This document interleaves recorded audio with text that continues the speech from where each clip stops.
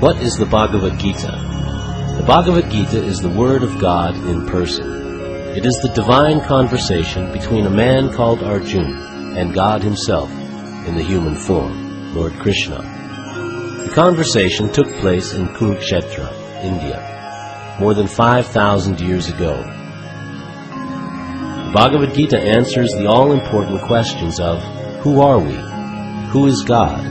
Why do we suffer? Is there life after death?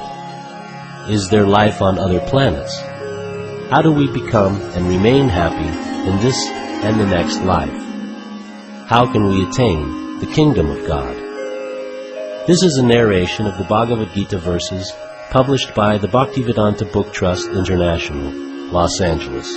English translation of the Sanskrit verses by His Divine Grace A.C. Bhaktivedanta Swami Prabhupada. Narrated by Titikshava Karunaka Das. Produced by Kamlesh Patel.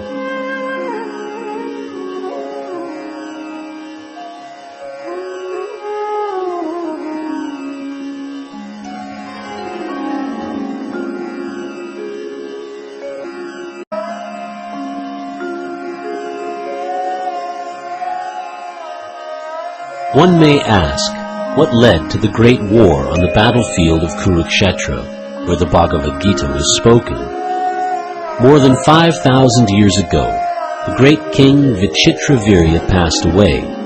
Because his eldest son, Dhritarashtra, was born blind and thus not fit to rule, Pandu, the younger son, inherited the kingdom.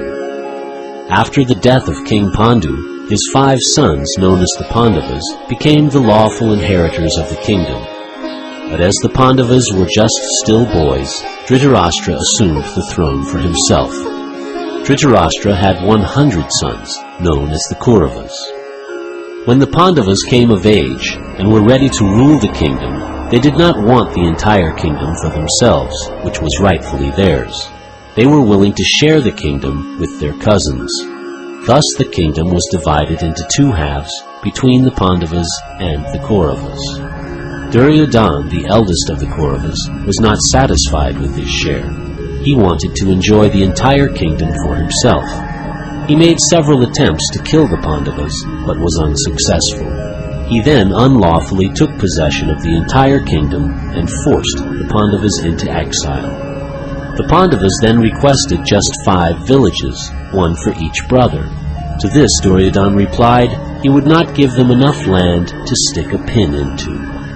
Lord Krishna pleaded for a peaceful and non-violent resolution to the land dispute, but Duryodhana rejected him and declared war on the Pandavas. The big war of Mahabharata was thus inevitable. In preparation for the war, both Duryodhana and Arjuna approached Lord Krishna for help. Krishna, as God himself, would not turn away anyone who approaches him for help, be they good or wicked. Lord Krishna offered his entire army to one side and himself as an advisor to the other side. Duryodhana snapped at Lord Krishna's army, and Arjuna was eager for the Lord himself as an advisor. Thus Lord Krishna became the advisor and charioteer to Arjuna. Arjuna faced a dilemma on the battlefield, whether to fight for his rights or run away from the war and let the wicked and evil sons of Dhritarashtra rule the kingdom.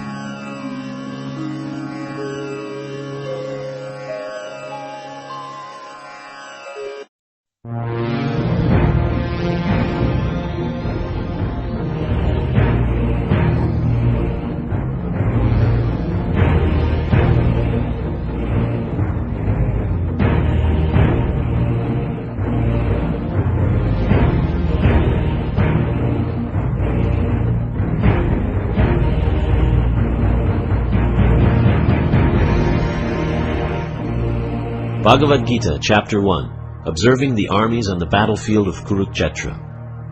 Dhritarashtra said, O Sanjaya, after my sons and the sons of Pandu assembled in the place of pilgrimage at Kurukshetra desiring to fight, what did they do? Sanjaya said, O king, after looking over the army arranged in military formation by the sons of Pandu, King Duryodhana went to his teacher and spoke the following words. O my teacher, behold the great army of the sons of Pandu, so expertly arranged by your intelligent disciple, the son of Drupada. Here in this army are many heroic bowmen, equal in fighting to Bhima and Arjuna. Great fighters like Yudhana, Virata, and Drupada. There are also great heroic powerful fighters like Drishtaketu, Chekitana, Kasiraj, Purujit, Kuntibhoj, and Shaibya.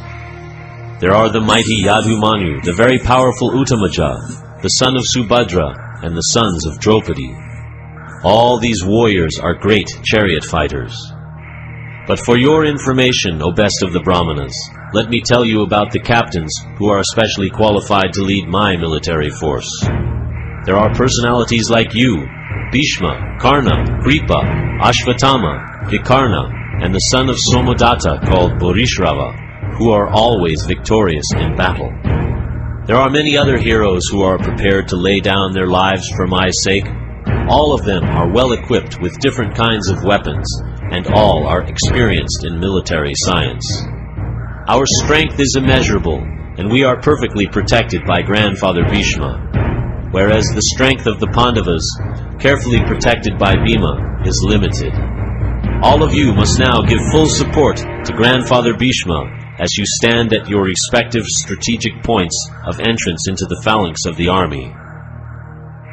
Then Bhishma, the great valiant grandsire of the Kuru dynasty, the grandfather of the fighters, blew his conch shell very loudly, making a sound like the roar of a lion, giving Duryodhana great joy. After that, the conch shells, drums, bugles, trumpets, and horns were all suddenly sounded, and the combined sound was tumultuous. On the other side, both Lord Krishna and Arjuna, stationed on a great chariot drawn by white horses, sounded their transcendental conch shells. Lord Krishna blew his conch shell, called Panchajanya. Arjuna blew his Devadatta, and Bhima, the voracious eater and performer of Herculean tasks, blew his terrific conch shell, called Pundra. King Yudhisthira, the son of Kunti, blew his conch shell, the Ananta Vijaya, and Nakula and Sahadev blew the Sugosha and Mani Pushpaka. The great archer, the king of Kashi, the great fighter Shikandi, Drishtadyumna, Virata, the unconquerable Satyaki, Drupada, the sons of Draupadi, and the others, O king, such as the mighty armed son of Subhadra, all blew their respective conch shells. The blowing of these different conch shells became uproarious, vibrating both in the sky and on the earth. It shattered the hearts of the sons of Dhritarashtra. At that time Arjuna, the son of Pandu, seated in the chariot bearing the flag marked with Hanuman, took up his bow and prepared to shoot his arrows. O king, after looking at the sons of Dhritarashtra drawn in military array, Arjuna then spoke to Lord Krishna these words. Arjuna said, O infallible one, please draw my chariot between the two armies so that I may see those present here who desire to fight, and with whom I must contend in this great trial of arms. Let me see those who have come here to fight wishing to please the evil-minded son of Dhritarashtra. Sanjaya said, O descendant of Bharata, having thus been addressed by Arjuna, Lord Krishna drew up the fine chariot in the midst of the armies of both parties. In the presence of Bhishma, Drona, and all the other chieftains of the world, the Lord said, Just behold, Partha, all the Kurus assembled here. There Arjuna could see within the midst of the armies of both parties his fathers, grandfathers, teachers, maternal uncles, brothers, sons, grandsons, friends, and also his fathers-in-law and well-wishers. When the son of Kunti Arjuna saw these different grades of friends and relatives, he became overwhelmed with compassion and spoke thus. Arjuna said, My dear Krishna, seeing my friends and relatives present before me in such a fighting spirit, I feel the limbs of my body quivering and my mouth drying up. My whole body is trembling, my hair is standing on end, my bow Gandiva is slipping from my hand, and my skin is burning. I am now unable to stand here any longer. I am forgetting myself, and my mind is reeling. I see only causes of misfortune, O Krishna, killer of the Keshi demon. I do not see how any good can come from killing my own kinsman in this battle. Nor can I, my dear Krishna, desire any subsequent victory, kingdom, or happiness.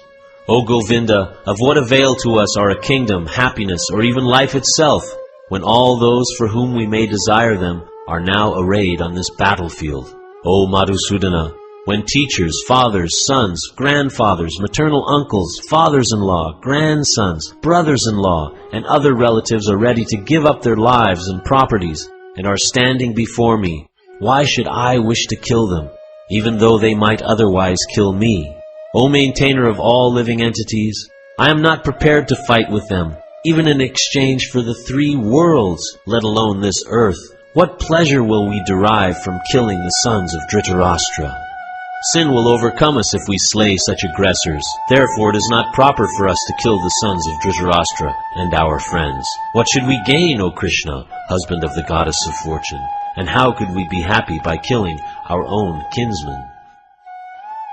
O Janardana, although these men, their hearts overtaken by greed, see no fault in killing one's family or quarreling with friends, why should we, who can see the crime in destroying a family, engage in these acts of sin? With the destruction of dynasty, the eternal family tradition is vanquished, and thus the rest of the family becomes involved in irreligion. When irreligion is prominent in the family, O Krishna, the women of the family become polluted, and from the degradation of womanhood, O descendant of Vrishni, comes unwanted progeny. An increase of unwanted population certainly causes hellish life, both for the family and for those who destroy the family tradition. The ancestors of such corrupt families fall down, because the performances for offering them food and water are entirely stopped. By the evil deeds of those who destroy the family tradition, and thus give rise to unwanted children, all kinds of community projects and family welfare activities are devastated. O Krishna, maintainer of the people, I have heard by disciplic succession that those who destroy family traditions dwell always in hell. Alas, how strange it is that we are preparing to commit greatly sinful acts. Driven by the desire to enjoy royal happiness, we are intent on killing our own kinsmen. Better for me if the sons of Dhritarashtra, weapons in hand, were to kill me unarmed and unresisting on the battlefield. Sanjaya said, Arjuna, having thus spoken on the battlefield, cast aside his bow and arrows, and sat down on the chariot, his mind overwhelmed with grief.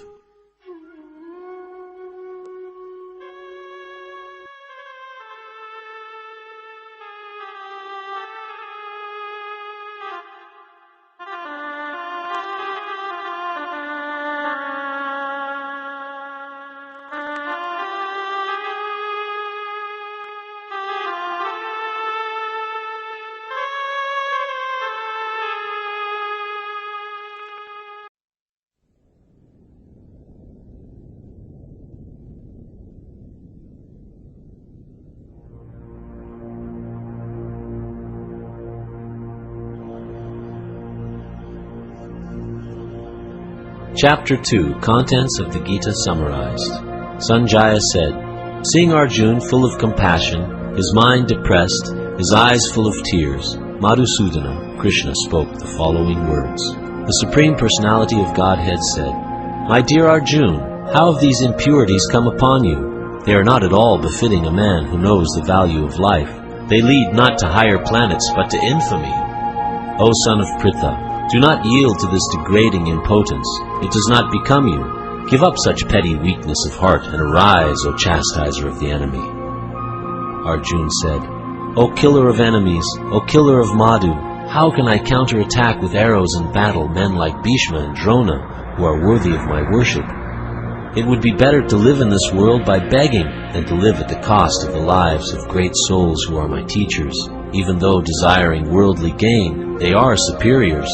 If they are killed, everything we enjoy will be tainted with blood. Nor do we know which is better, conquering them or being conquered by them. If we killed the sons of Dhritarashtra, we should not care to live, yet they are now standing before us on the battlefield. Now I am confused about my duty, and have lost all composure because of miserly weakness. In this condition, I am asking you to tell me for certain what is best for me. Now I am your disciple, and a soul surrendered unto you. Please instruct me. I can find no means to drive away this grief which is drying up my senses. I will not be able to dispel it, even if I win a prosperous, unrivaled kingdom on earth, with sovereignty like the demigods in heaven." Sanjaya said, "Having spoken thus, Arjuna, chastiser of enemies, told Krishna, 'Govinda, I shall not fight,' and fell silent." O descendant of Bharata, at that time Krishna, smiling in the midst of both armies, spoke the following words to the grief-stricken Arjuna. The Supreme Personality of Godhead said, "While speaking learned words, you are mourning for what is not worthy of grief. Those who are wise lament neither for the living nor for the dead. Never was there a time when I did not exist, nor you, nor all these kings, nor in the future shall any of us cease to be. As the embodied soul continually passes in this body from boyhood to youth to old age, the soul similarly passes into another body at death. The sober person is not bewildered by such a change. O son of Kunti, the non-permanent appearance of happiness and distress, and their disappearance in due course, are like the appearance and disappearance of the winter and summer seasons. They arise from sense perception, O scion of Bharata, and one must learn to tolerate them without being disturbed. O best among men, Arjuna, the person who is not disturbed by happiness and distress, and is steady in both, is certainly eligible for liberation. Those who are seers of the truth have concluded that of the non-existent, the material body, there is no endurance, and of the eternal, the soul, there is no change. This they have concluded by studying the nature of both. That which pervades the entire body you should know to be indestructible. No one is able to destroy that imperishable soul. The material body of the indestructible, immeasurable, and eternal living entity is sure to come to an end. Therefore fight, O descendant of Bharata. Neither he who thinks the living entity the slayer, nor he who thinks it the slain is in knowledge. For the self slays not, nor is slain. For the soul, there is neither birth nor death at any time. He has not come into being, does not come into being, and will not come into being. He is unborn, eternal, ever-existing, and primeval. He is not slain when the body is slain. O Partha, how can a person who knows that the soul is indestructible, eternal, unborn, and immutable kill anyone or cause anyone to kill? As a person puts on new garments, giving up old ones, the soul similarly accepts new material bodies, giving up the old and useless ones.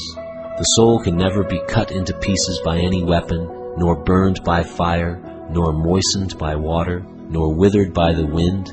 This individual soul is unbreakable and insoluble, and can be neither burned nor dried.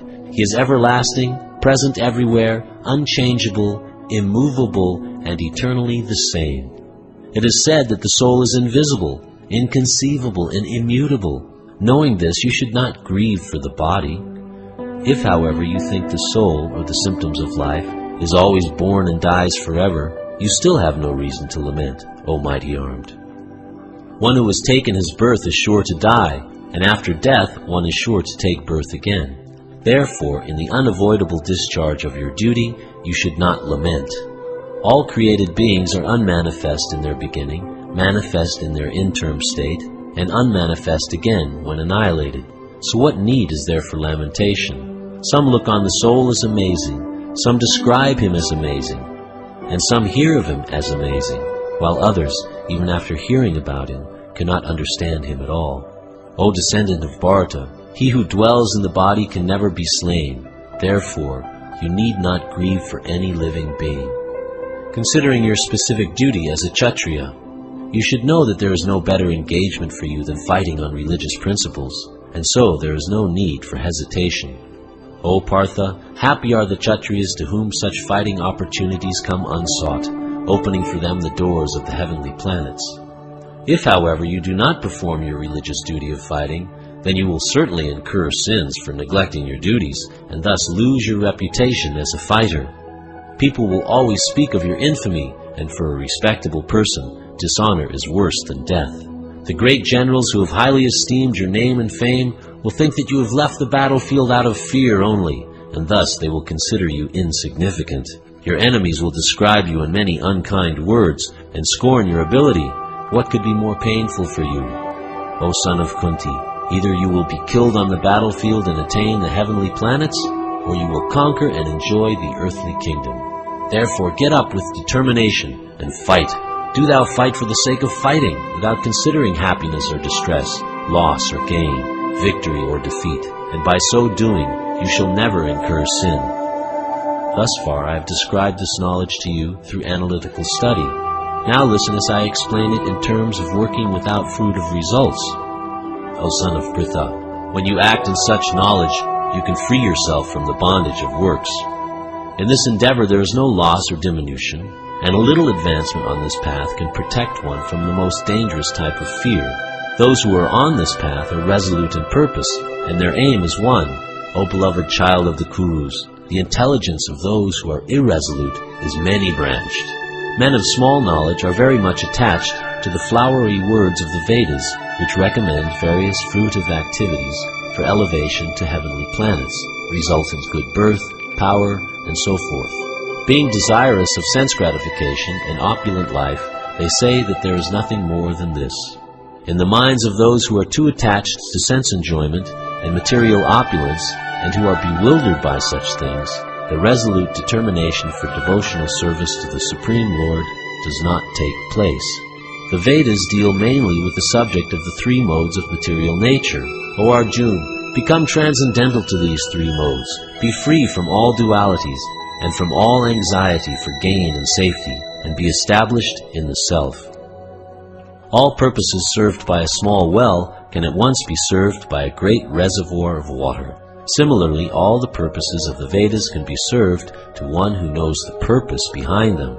You have a right to perform your prescribed duty, but you are not entitled to the fruits of action. Never consider yourself the cause of the results of your activities, and never be attached to not doing your duty. Perform your duty equiposed, O Arjuna, abandoning all attachment to success or failure. Such equanimity is called yoga. O Dhananjaya, keep all abominable activities far distant by devotional service, and in that consciousness surrender unto the Lord. Those who want to enjoy the fruits of their work are misers. A man engaged in devotional service rids himself of both good and bad actions, even in this life. Therefore strive for yoga, which is the art of all work. By thus engaging in devotional service to the Lord, great sages or devotees free themselves from the result of work in the material world. In this way they become free from the cycle of birth and death, and attain the state beyond all miseries by going back to Godhead. When your intelligence has passed out of the dense forest of delusion, you shall become indifferent to all that has been heard and all that is to be heard. When your mind is no longer disturbed by the flowery language of the Vedas, and when it remains fixed in the trance of self-realization, then you will have attained the divine consciousness. Arjuna said, O Krishna, what are the symptoms of one whose consciousness is thus merged in transcendence? How does he speak, and what is his language? How does he sit, and how does he walk? The Supreme Personality of Godhead said, O Partha, when a man gives up all varieties of desire for sense gratification, which arise from mental concoction, and when his mind, thus purified, finds satisfaction in the Self alone, then he is said to be in pure transcendental consciousness. One who is not disturbed in mind even amidst the threefold miseries, or elated when there is happiness, and who is free from attachment, fear, and anger, is called a sage of steady mind. In the material world, one who is unaffected by whatever good or evil he may obtain, neither praising it nor despising it, is firmly fixed in perfect knowledge. One who is able to withdraw his senses from sense objects, as the tortoise draws its limbs within the shell, is firmly fixed in perfect consciousness. The embodied soul may be restricted from sense enjoyment, though the taste for sense objects remains, but ceasing such engagements by experiencing a higher taste, he is fixed in consciousness. The senses are so strong and impetuous, O Arjuna, that they forcibly carry away the mind even of a man of discrimination who is endeavoring to control them. One who restrains his senses, keeping them under full control, and fixes his consciousness upon me, is known as a man of steady intelligence. While contemplating the objects of the senses, a person develops attachment for them, and from such attachment lust develops, and from lust anger arises. From anger complete delusion arises, and from delusion bewilderment of memory. When memory is bewildered, intelligence is lost. And when intelligence is lost, one falls down again into the material pool. But a person free from all attachment and aversion and able to control his senses through regulative principles of freedom can obtain the complete mercy of the Lord. For one thus satisfied, in Krishna consciousness, the threefold miseries of material existence exist no longer. In such satisfied consciousness, one's intelligence is soon well established. One who is not connected with the Supreme in Krishna consciousness can have neither transcendental intelligence nor a steady mind, without which there is no possibility of peace. And how can there be any happiness without peace? As a strong wind sweeps away a boat on the water, even one of the roaming senses on which the mind focuses can carry away a man's intelligence. Therefore, O mighty armed, one whose senses are restrained from their objects is certainly of steady intelligence. What is night for all beings is the time of awakening for the self-controlled, and the time of awakening for all beings is night for the introspective sage. A person who is not disturbed by the incessant flow of desires that enter like rivers into the ocean, which is ever being filled but is always still, can alone achieve peace, and not the man who strives to satisfy such desires. A person who has given up all desires for sense gratification, who lives free from desires, who has given up all sense of proprietorship and is devoid of false ego, he alone can attain real peace. That is the way of spiritual and godly life, after attaining which a man is not bewildered. If one is thus situated, even at the hour of death, one can enter into the kingdom of God.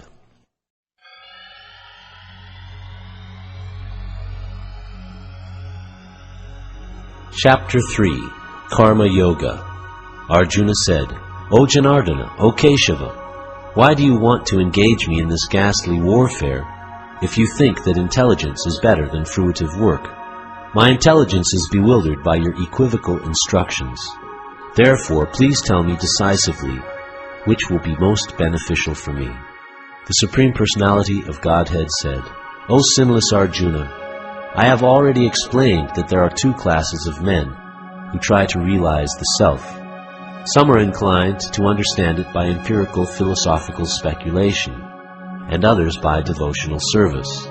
Not by merely abstaining from work can one achieve freedom from reaction, nor by renunciation alone can one attain perfection. Everyone is forced to act helplessly according to the qualities he has acquired from the modes of material nature. Therefore, no one can refrain from doing something, not even for a moment. One who restrains the senses of action, but whose mind dwells on the sense objects, certainly deludes himself and is called a pretender. On the other hand, if a sincere person tries to control the active senses by the mind and begins karma yoga in Krishna consciousness without attachment, he is by far superior. Perform your prescribed duty, for doing so is better than not working. One cannot even maintain one's physical body without work. Work done as a sacrifice for Vishnu has to be performed. Otherwise, work causes bondage in this material world. Therefore, O son of Kunti, perform your prescribed duties for his satisfaction, and in that way you will always remain free from bondage. In the beginning of creation, the Lord of all creatures sent forth generations of men and demigods, along with sacrifices for Vishnu, and blessed them by saying, Be thou happy by this yajna, sacrifice, because its performance will bestow upon you everything desirable for living happily and achieving liberation. The demigods, being pleased by sacrifices, will also please you, and thus by cooperation between men and demigods, prosperity will reign for all.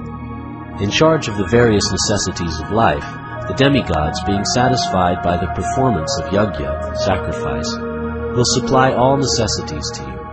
But he who enjoys such gifts without offering them to the demigods in return is certainly a thief. The devotees of the Lord are released from all kinds of sins because they eat food which is offered first for sacrifice. Others who prepare food for personal sense enjoyment verily eat only sin. All living bodies subsist on food grains, which are produced from rains. Rains are produced by performance of yajna, sacrifice, and yajna is born of prescribed duties. Regulated activities are prescribed in the Vedas, and the Vedas are directly manifested from the Supreme Personality of Godhead. Consequently, the all-pervading transcendence is eternally situated in acts of sacrifice. My dear Arjuna, one who does not follow in human life the cycle of sacrifice, thus established by the Vedas, certainly leads a life full of sin. Living only for the satisfaction of the senses, such a person lives in vain. But for one who takes pleasure in the self, whose human life is one of self-realization, and who is satisfied in the self only, fully satiated, for him there is no duty. A self-realized man has no purpose to fulfill in the discharge of his prescribed duties, nor has he any reason not to perform such work, nor has he any need to depend on any other living being. Therefore, without being attached to the fruits of activities, one should act as a matter of duty, for by working without attachment, one attains the supreme. Kings such as Janaka attained perfection solely by performance of prescribed duties. Therefore, just for the sake of educating people in general, you should perform your work. Whatever action a great man performs, common men follow, and whatever standards he sets by exemplary acts, all the world pursues. O son of Pritha, there is no work prescribed for me within all the 3 planetary systems, nor am I in want of anything, nor have I a need to obtain anything, and yet I am engaged in prescribed duties. For if I ever fail to engage in carefully performing prescribed duties, O Partha, certainly all men would follow my path.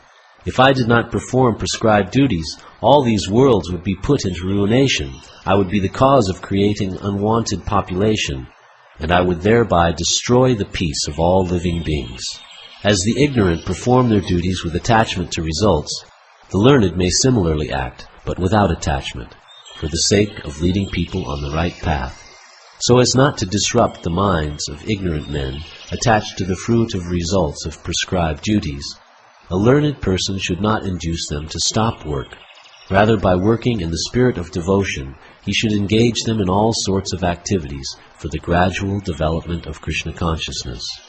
The spirit soul, bewildered by the influence of false ego, thinks himself the doer of activities that are in actuality carried out by the 3 modes of material nature. One who is in knowledge of the absolute truth, Almighty Armed, does not engage himself in the senses and sense gratification, knowing well the differences between work in devotion and work for fruitive results. Bewildered by the modes of material nature, the ignorant fully engage themselves in material activities and become attached, but the wise should not unsettle them, although these duties are inferior due to the performer's lack of knowledge. Therefore, O Arjuna, surrendering all your works unto me, with full knowledge of me, without desires for profit, with no claims to proprietorship, and free from lethargy, fight. Those persons who execute their duties according to my injunctions, and who follow this teaching faithfully without envy, become free from the bondage of fruit of actions. But those who out of envy disregard these teachings and do not follow them, are to be considered bereft of all knowledge, befooled, and ruined in their endeavors for perfection. Even a man of knowledge acts according to his own nature, for everyone follows the nature he has acquired from the 3 modes. What can repression accomplish? There are principles to regulate attachment and aversion pertaining to the senses and their objects. One should not come under the control of such attachment and aversion, because they are stumbling blocks on the path of self-realization. It is far better to discharge one's prescribed duties, even though faultily, than another's duties perfectly. Destruction in the course of performing one's own duty is better than engaging in another's duties, for to follow another's path is dangerous. Arjuna said, O descendant of Vrishni, by what is one impelled to sinful acts, even unwillingly as if engaged by force? The Supreme Personality of Godhead said, It is lust only, Arjuna, which is born of contact with the material mode of passion, and later transformed into wrath, and which is the all-devouring sinful enemy of this world. As fire is covered by smoke, as a mirror is covered by dust, or as the embryo is covered by the womb, the living entity is similarly covered by different degrees of this lust. Thus, the wise living entity's pure consciousness, becomes covered by his eternal enemy in the form of lust, which is never satisfied and which burns like fire. The senses, the mind, and the intelligence are the sitting places of this lust. Through them, lust covers the real knowledge of the living entity and bewilders him. Therefore, O Arjuna, best of the Bharatas, in the very beginning curb this great symbol of sin, lust, by regulating the senses, and slay this destroyer of knowledge and self-realization. The working senses are superior to dull matter. Mind is higher than the senses. Intelligence is still higher than the mind. And he, the soul, is even higher than the intelligence.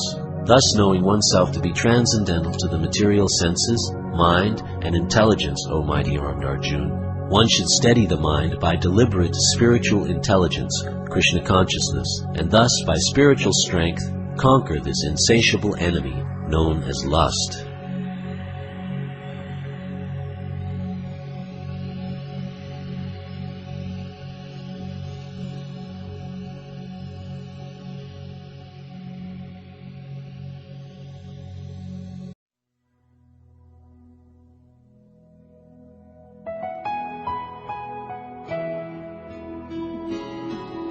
Chapter 4. Transcendental Knowledge.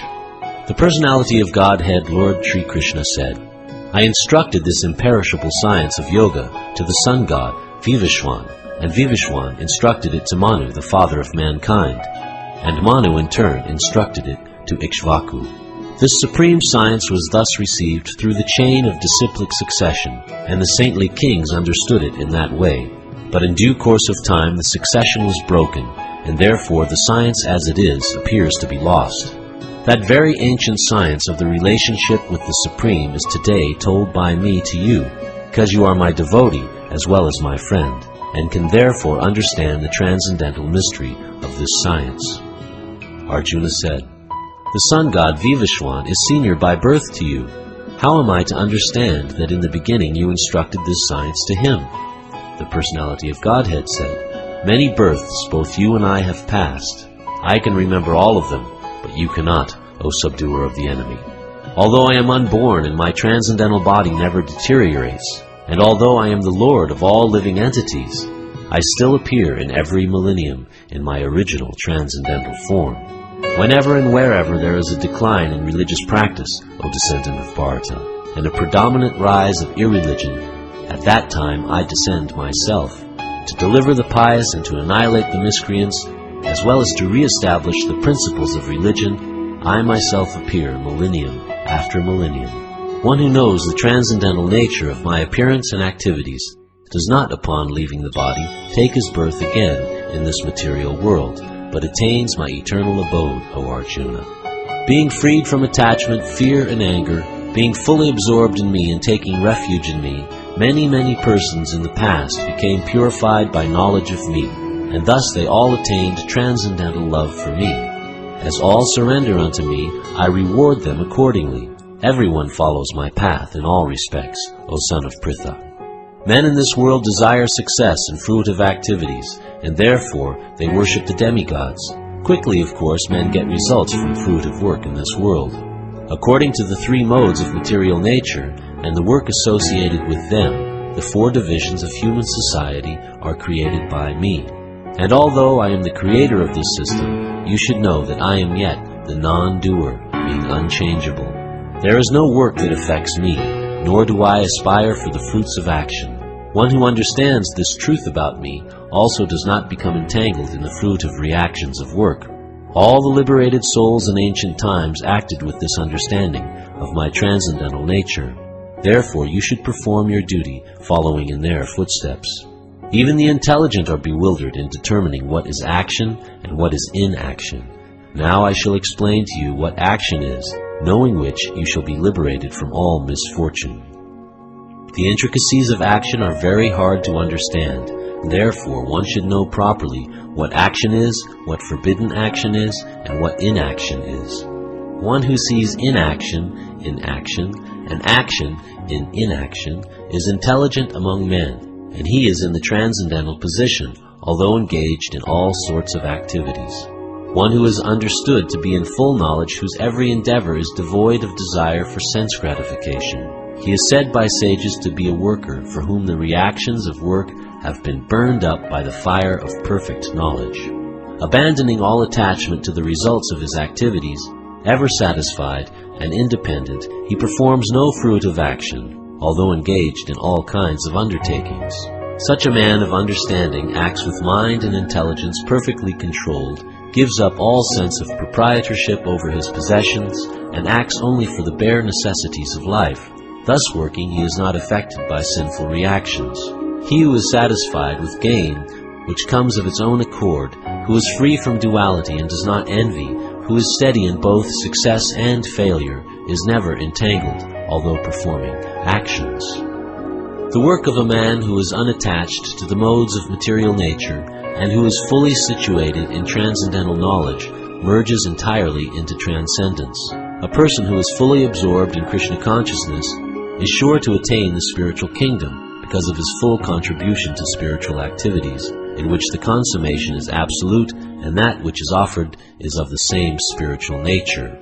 Some yogis perfectly worship the demigods by offering different sacrifices to them, and some of them offer sacrifices in the fire of the Supreme Brahman. Some, the unadulterated brahmacharis, sacrifice the hearing process and the senses in the fire of mental control, and others, the regulated householders, sacrifice the objects of the senses in the fire of the senses. Others who are interested in achieving self-realization through control of the mind and senses offer the functions of all the senses and of the life breath as oblations into the fire of the controlled mind. Having accepted strict vows, some become enlightened by sacrificing their possessions, and others by performing severe austerities, by practicing the yoga of eightfold mysticism, or by studying the Vedas to advance in transcendental knowledge. Still others who are inclined to the process of breath restraint to remain in trance practice by offering the movement of the outgoing breath into the incoming, and the incoming breath into the outgoing, and thus at last remain in trance, stopping all breathing. Others, curtailing the eating process, offer the outgoing breath into itself as a sacrifice. All these performers who know the meaning of sacrifice become cleansed of sinful reactions, and having tasted the nectar of the results of sacrifices, they advance toward the supreme eternal atmosphere. O best of the Kuru dynasty, without sacrifice one can never live happily on this planet or in this life. What then of the next? All these different types of sacrifice are approved by the Vedas, and all of them are born of different types of work. Knowing them as such, you will become liberated. O chastiser of the enemy, the sacrifice performed in knowledge is better than the mere sacrifice of material possessions. After all, O son of Pritha, all sacrifices of work culminate in transcendental knowledge. Just try to learn the truth by approaching a spiritual master. Inquire from him submissively, and render service unto him. The self-realized souls can impart knowledge unto you because they have seen the truth. Having obtained real knowledge from a self-realized soul, you will never fall again into such illusion, for by this knowledge you will see that all living beings are but part of the Supreme, or in other words, that they are mine. Even if you are considered to be the most sinful of all sinners, when you are situated in the boat of transcendental knowledge, you will be able to cross over the ocean of miseries. As a blazing fire turns firewood to ashes, O Arjuna, so does the fire of knowledge burn to ashes all reactions to material activities.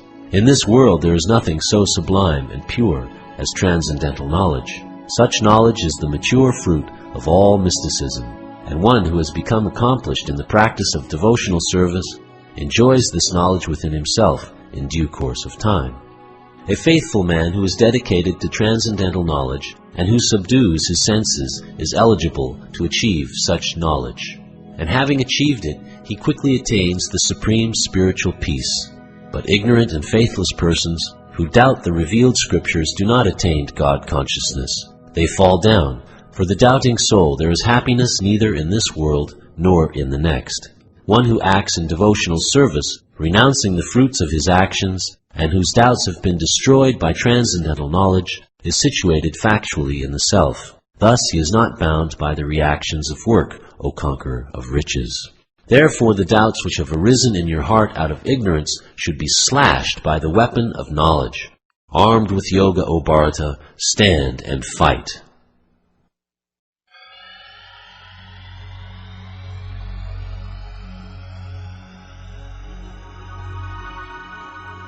Chapter 5, Karma Yoga, Action in Krishna Consciousness. Arjuna said, O Krishna, first of all you ask me to renounce work, and then again you recommend work with devotion. Now will you kindly tell me definitely which of the two is more beneficial?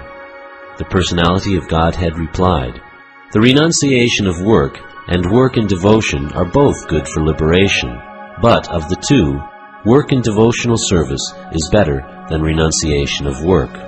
One who neither hates nor desires the fruits of his activities is known to be always renounced. Such a person, free from all dualities, easily overcomes material bondage and is completely liberated, O mighty armed Arjuna. Only the ignorant speak of devotional service, karma yoga, as being different from the analytical study of the material world, Sankhya. Those who are actually learned say that he who applies himself well to one of these paths achieves the results of both. One who knows that the position reached by means of analytical study can also be attained by devotional service, and who therefore sees analytical study and devotional service to be on the same level, sees things as they are.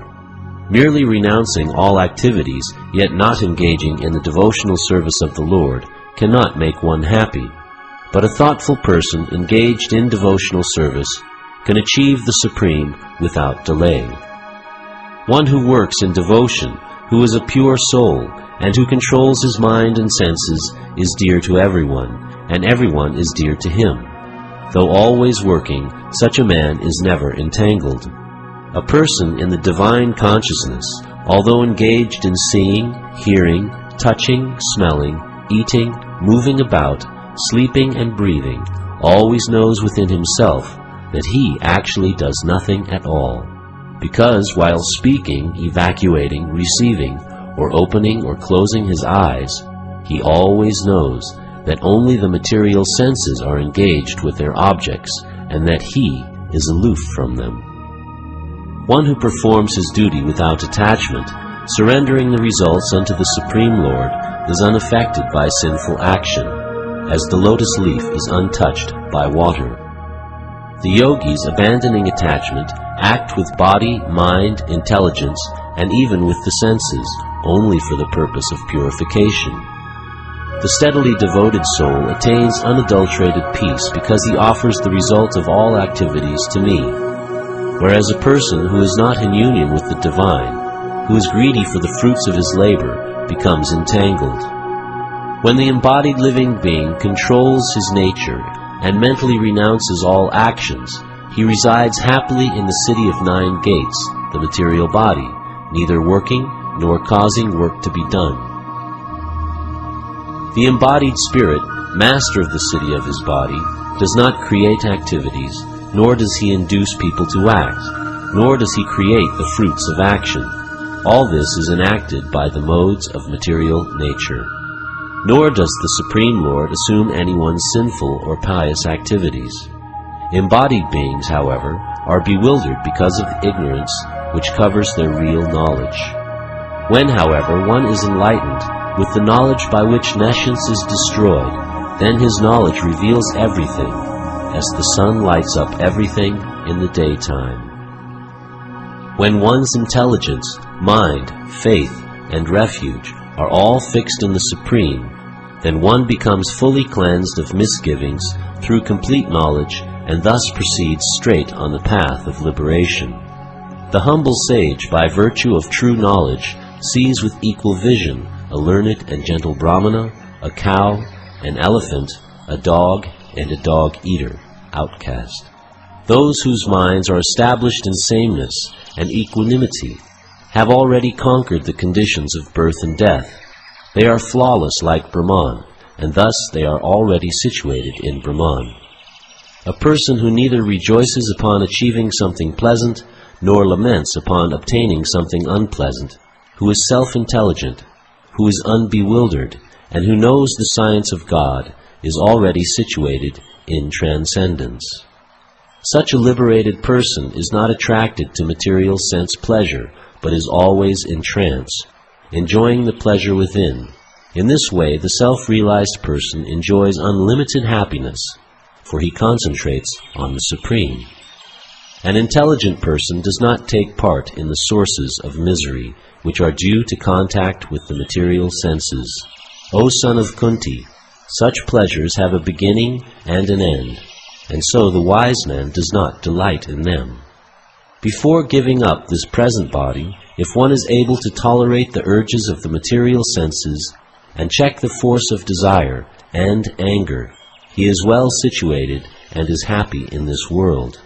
One whose happiness is within, who is active and rejoices within, and whose aim is inward, is actually the perfect mystic. He is liberated in the Supreme, and ultimately he attains the Supreme.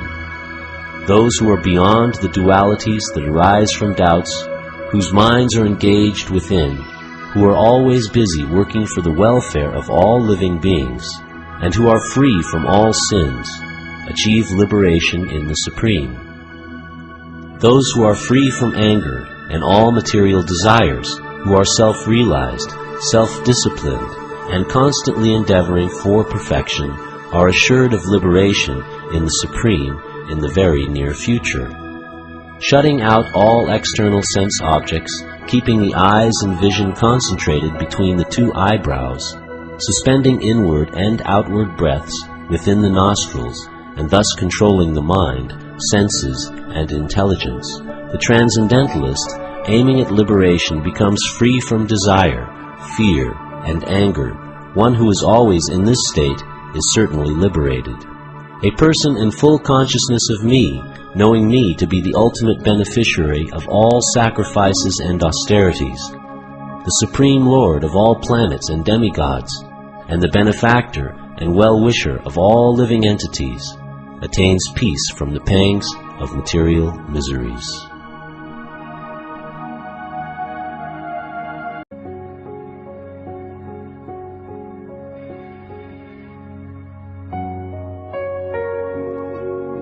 Chapter 6, Dhyana Yoga.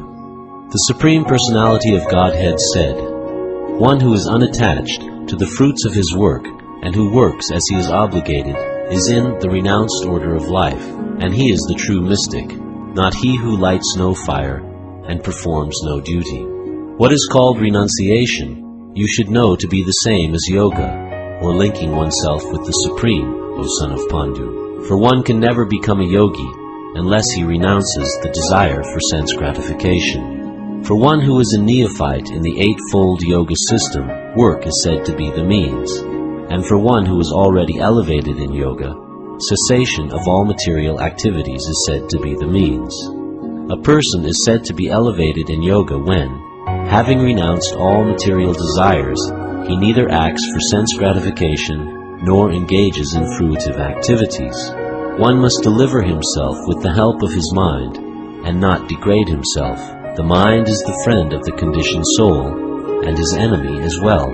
For him who has conquered the mind is the best of friends, but for one who has failed to do so, his mind will remain the greatest enemy.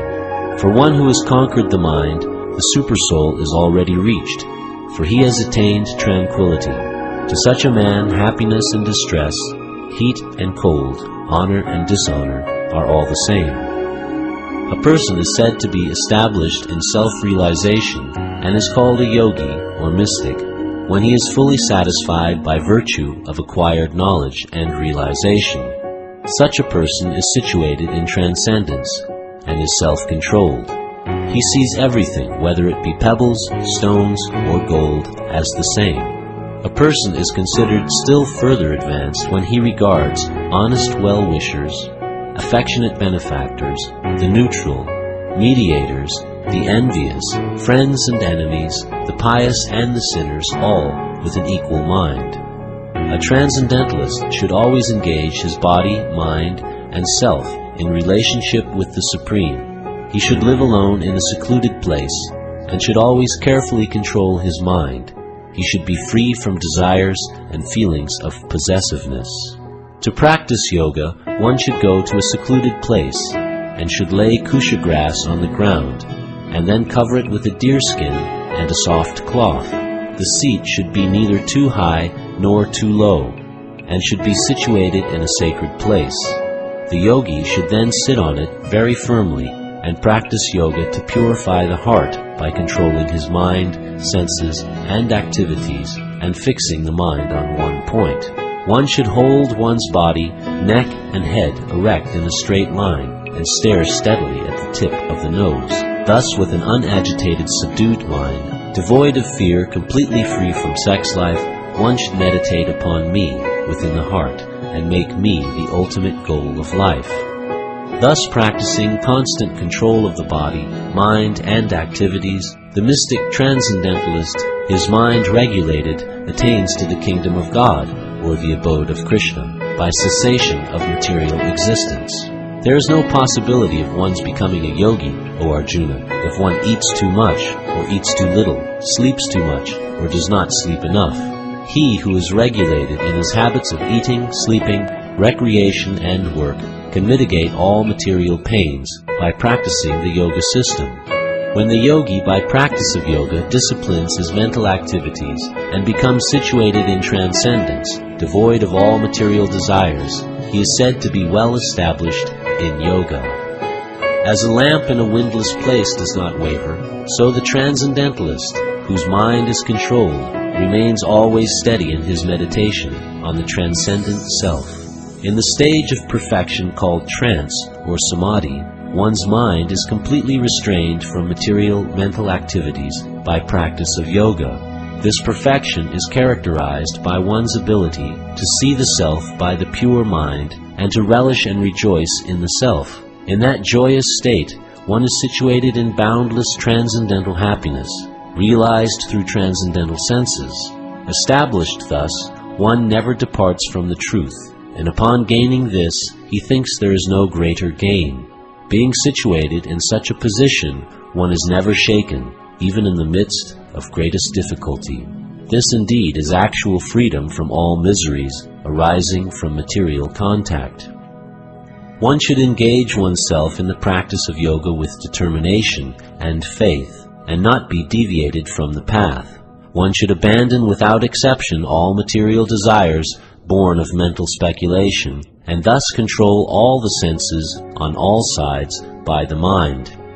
Gradually, step by step, one should become situated in trance by means of intelligence sustained by full conviction, and thus the mind should be fixed on the self alone and should think of nothing else.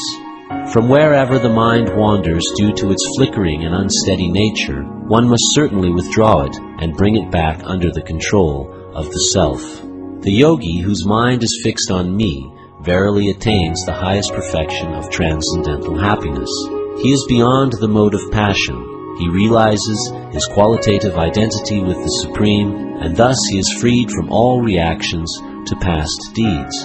Thus the self-controlled yogi, constantly engaged in yoga practice, becomes free from all material contamination and achieves the highest stage of perfect happiness in transcendental loving service to the Lord. A true yogi observes me in all beings and also sees every being in me. Indeed, the self-realized person sees me, the same Supreme Lord, everywhere. For one who sees me everywhere and sees everything in me, I am never lost, nor is he ever lost to me. Such a yogi who engages in the worshipful service of the Supersoul, knowing that I and the Supersoul are one, remains always in me in all circumstances. He is a perfect yogi who, by comparison to his own self, sees the true equality of all beings in both their happiness and their distress, O Arjuna. Arjuna said, O Madhusudana, the system of yoga which you have summarized appears impractical and unendurable to me, for the mind is restless and unsteady.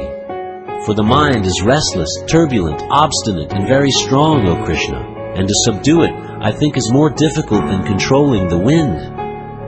Lord Shri Krishna said, O mighty armed son of Kunti, it is undoubtedly very difficult to curb the restless mind, but it is possible by suitable practice and by detachment. For one whose mind is unbridled, self-realization is difficult work, but he whose mind is controlled and who strives by appropriate means is assured of success. That is my opinion. Arjuna said, O Krishna, what is the destination of the unsuccessful transcendentalist, who in the beginning takes to the process of self-realization with faith, but who later desists due to worldly mindedness, and thus does not attain perfection in mysticism? O mighty armed Krishna, does not such a man who is bewildered from the path of transcendence fall away from both spiritual and material success, and perish like a riven cloud with no position in any sphere? This is my doubt, O Krishna, and I ask you to dispel it completely. But for you, no one is to be found who can destroy this doubt. The Supreme Personality of Godhead said, Son of Pritha, a transcendentalist engaged in auspicious activities does not meet with destruction either in this world or in the spiritual world. One who does good, my friend, is never overcome by evil. The unsuccessful yogi, after many, many years of enjoyment on the planets of the pious living entities, is born into a family of righteous people, or into a family of rich aristocracy, or, if unsuccessful after long practice of yoga, he takes his birth in a family of transcendentalists who are surely great in wisdom.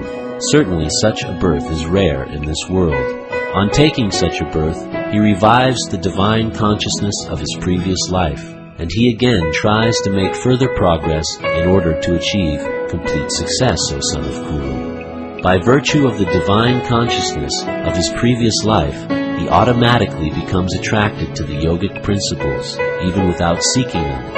Such an inquisitive transcendentalist stands always above the ritualistic principles of the scriptures, and when the yogi engages himself with sincere endeavor in making further progress, being washed of all contaminations, then ultimately, achieving perfection after many, many births of practice, he attains the supreme goal. A yogi is greater than the ascetic, greater than the empiricist, and greater than the fruitive worker.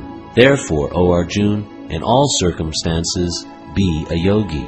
And of all yogis, the one with great faith, who always abides in me, thinks of me within himself, and renders transcendental loving service to me, he is the most intimately united with me in yoga, and is the highest of all.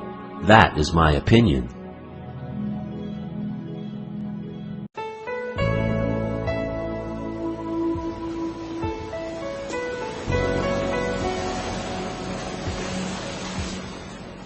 Chapter 7. Knowledge of the Absolute. The Supreme Personality of Godhead said, Now hear, O son of Pritha, how by practicing yoga in full consciousness of me, with mind attached to me, you can know me in full, free from doubt. I shall now declare unto you in full this knowledge, both phenomenal and numinous. This being known, nothing further shall remain for you to know. Out of many thousands among men, one may endeavor for perfection, and of those who have achieved perfection, hardly one knows me in truth. Earth, water, fire, air, ether, mind, intelligence, and false ego, all together these 8 constitute my separate material energies.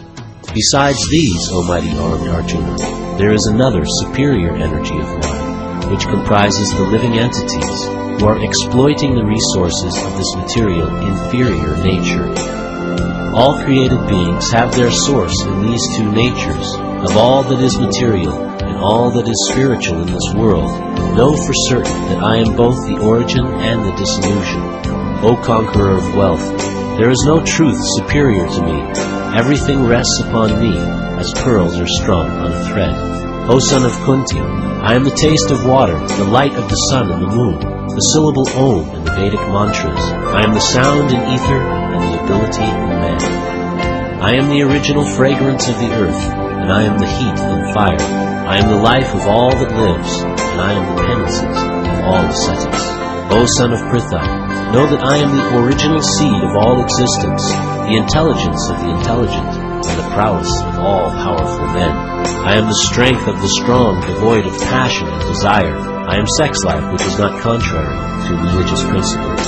O Lord of the Bharatas, Arjuna, know that all states of being, be they of goodness, passion, or ignorance, are manifested by my energy. I am in one sense everything, but I am independent.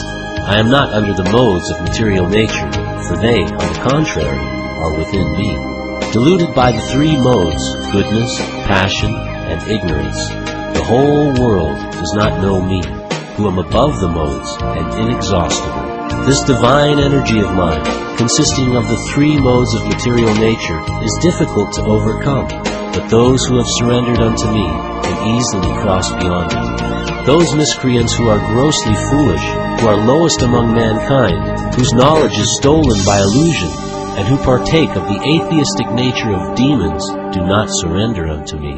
O best of the Bharatas, 4 kinds of pious men begin to render devotional service unto me: the distressed, the desire of wealth, the inquisitive, and he who is searching for knowledge of the Absolute. Of these, the one who is in full knowledge and who is always engaged in pure devotional service is the best, for I am very dear to him, and he is dear to me. All these devotees are undoubtedly magnanimous souls, but he who is situated in knowledge of me I consider to be like my own self. Being engaged in my transcendental service, he is sure to attain me, the highest and most perfect goal. After many births and deaths, he who is actually in knowledge surrenders unto me, knowing me to be the cause of all causes and all that is. Such a great soul is very rare. Those whose intelligence has been stolen by material desires surrender unto demigods and follow the particular rules and regulations of worship according to their own natures. I am in everyone's heart as the super-soul. As soon as one desires to worship some demigod, I make his faith steady, so that he can devote himself to that particular deity. Endowed with such a faith, he endeavors to worship a particular demigod and obtains his desires, but in actuality, these benefits are bestowed by me alone. Men of small intelligence worship the demigods, and their fruits are limited and temporary. Those who worship the demigods go to the planets of the demigods, but my devotees ultimately reach my supreme planet. Unintelligent men, who do not know me perfectly, think that I, the Supreme Personality of Godhead, Krishna, was impersonal before, and have now assumed this personality. Due to their small knowledge, they do not know my higher nature, which is imperishable and supreme. I am never manifest to the foolish and the unintelligent. For them I am covered by my internal potency, and therefore they do not know that I am unborn and infallible. O Arjuna, as the Supreme Personality of Godhead, I know everything that has happened in the past, and all that is happening in the present, and all things that are yet to come. I also know all living entities, but me no one knows. O scion of Bharata, O conqueror of the foe, all living entities are born into delusion, bewildered by dualities arisen from desire and hate.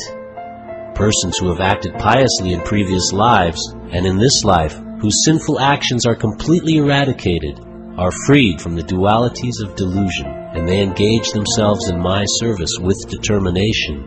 Intelligent persons who are endeavoring for liberation from old age and death take refuge in me in devotional service.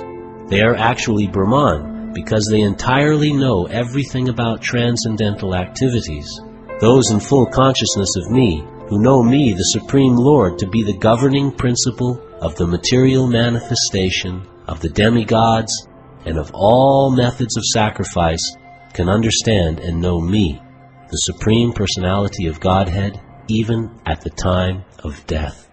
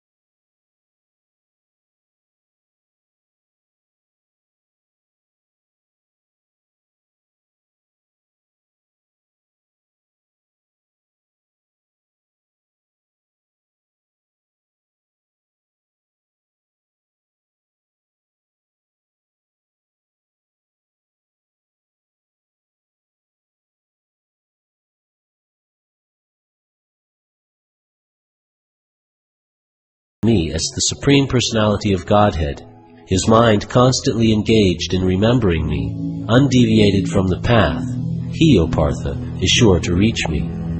One should meditate upon the Supreme Person as the one who knows everything, as he who is the oldest, who is the controller, who is smaller than the smallest, who is the maintainer of everything, who is beyond all material conception, who is inconceivable, and who is always a person. He is luminous like the sun, and he is transcendental beyond this material nature. One who at the time of death fixes his life air between the eyebrows, and by the strength of yoga, with an undeviating mind, engages himself in remembering the Supreme Lord in full devotion, will certainly attain to the Supreme Personality of Godhead. Persons who are learned in the Vedas, who utter Omkara, and who are great sages in the renounced order, enter into Brahman. Desiring such perfection, one practices celibacy. I shall now briefly explain to you this process by which one may attain salvation. The yogic situation is that of detachment from all sensual engagements, closing all the doors of the senses and fixing the mind on the heart and the life air at the top of the head. One establishes himself in yoga. After being situated in this yoga practice and vibrating the sacred syllable Om, the supreme combination of letters, if one thinks of the Supreme Personality of Godhead and quits his body, he will certainly reach the spiritual planets. For one who always remembers me without deviation, I am easy to obtain, O son of Pritha, because of his constant engagement in devotional service. After attaining me, the great souls who are yogis in devotion never return to this temporary world, which is full of miseries, because they have attained the highest perfection. From the highest planet in the material world down to the lowest, all are places of misery, wherein repeated birth and death take place. But one who attains to my abode, O son of Kunti, never takes birth again. By human calculation, 1,000 ages taken together form the duration of Brahma's one day, and such also is the duration of his night. At the beginning of Brahma's day, all living entities become manifest from the unmanifest state, and thereafter, when the night falls, they are merged into the unmanifest again. Again and again, when Brahma's day arrives, all living entities come into being, and with the arrival of Brahma's night, they are helplessly annihilated. Yet, there is another unmanifest nature, which is eternal and is transcendental to this manifested and unmanifested matter. It is supreme and is never annihilated. When all in this world is annihilated, that part remains as it is. That which the Vedantas describe as unmanifest and infallible, that which is known as the supreme destination, that place from which, having attained it, one never returns, that is my supreme abode. The Supreme Personality of Godhead, who is greater than all, is attainable by unalloyed devotion. Although he is present in his abode, he is all-pervading, and everything is situated within him. O best of the Bharatas, I shall now explain to you the different times at which, passing away from this world, the yogi does or does not come back. Those who know the Supreme Brahman attain that Supreme by passing away from the world during the influence of the fiery god, in the light, at an auspicious moment of the day, during the fortnight of the waxing moon, or during the 6 months when the sun travels in the north. The mystic who passes away from this world during the smoke, the night, the fortnight of the waning moon, or the 6 months when the sun passes to the south, reaches the moon planet, but again comes back. According to Vedic opinion, there are 2 ways of passing from this world, one in light and one in darkness. When one passes in light, he does not come back, but when one passes in darkness, he returns. Although the devotees know these 2 paths, O Arjuna, they are never bewildered. Therefore, be always fixed in devotion. A person who accepts the path of devotional service is not bereft of the results derived from studying the Vedas, performing austere sacrifices, giving charity, or pursuing philosophical and fruitive activities. Simply by performing devotional service, he attains all these, and at the end he reaches the supreme, eternal abode.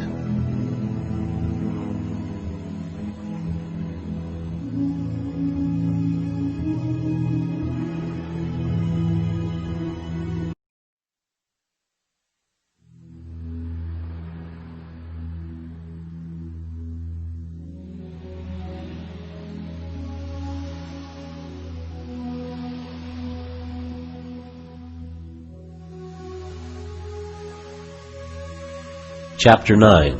The Most Confidential Knowledge. The Supreme Personality of Godhead said, "My dear Arjuna, because you are never envious of me, I shall impart to you this most confidential knowledge and realization, knowing which you shall be relieved of the miseries of material existence. This knowledge is the king of education, the most secret of all secrets. It is the purest knowledge, and because it gives direct perception of the self by realization, it is the perfection of religion. It is everlasting, and it is joyfully performed. Those who are not faithful in this devotional service cannot attain me, O conqueror of enemies. Therefore they return to the path of birth and death in this material world. By me, in my unmanifested form, this entire universe is pervaded. All beings are in me, but I am not in them. And yet everything that is created does not rest in me. Behold my mystic opulence. Although I am the maintainer of all living entities, and although I am everywhere, I am not a part of this cosmic manifestation. For myself is the very source of creation. Understand that as the mighty wind blowing everywhere rests always in the sky, all created beings rest in me. O son of Kunti, at the end of the millennium, all material manifestations enter into my nature, and at the beginning of another millennium, by my potency, I create them again. The whole cosmic order is under me. Under my will it is automatically manifested again and again, and under my will it is annihilated at the end. O Dhananjaya, all this work cannot bind me. I am ever detached from all these material activities, seated as though neutral. This material nature, which is one of my energies, is working under my direction, O son of Kunti, producing all moving and non-moving beings. Under its rule, this manifestation is created and annihilated again and again. Fools deride me when I descend in the human form. They do not know my transcendental nature as the Supreme Lord of all that be. Those who are thus bewildered are attracted by demoniac and atheistic views. In that deluded condition, their hopes for liberation, their fruitive activities, and their culture of knowledge are all defeated. O son of Pritha, those who are not deluded, the great souls, are under the protection of the divine nature. They are fully engaged in devotional service because they know me as the Supreme Personality of Godhead, original and inexhaustible. Always chanting my glories, endeavoring with great determination, bowing down before me, these great souls perpetually worship me with devotion. Others who engage in sacrifice by the cultivation of knowledge worship the Supreme Lord as the one without a second, as diverse in many, and in the universal form. But it is I who am the ritual, I the sacrifice, the offering to the ancestors, the healing herb, the transcendental chant. I am the butter, and the fire, and the offering.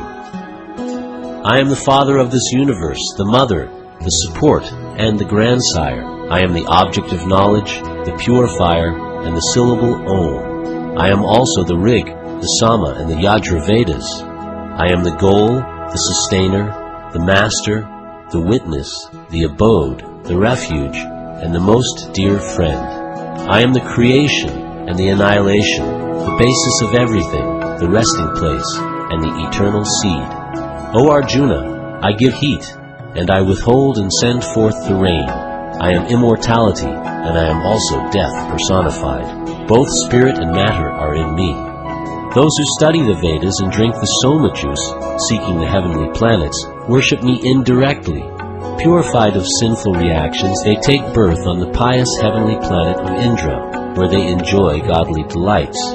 When they have thus enjoyed vast heavenly sense pleasure, and the results of their pious activities are exhausted, they return to this mortal planet again.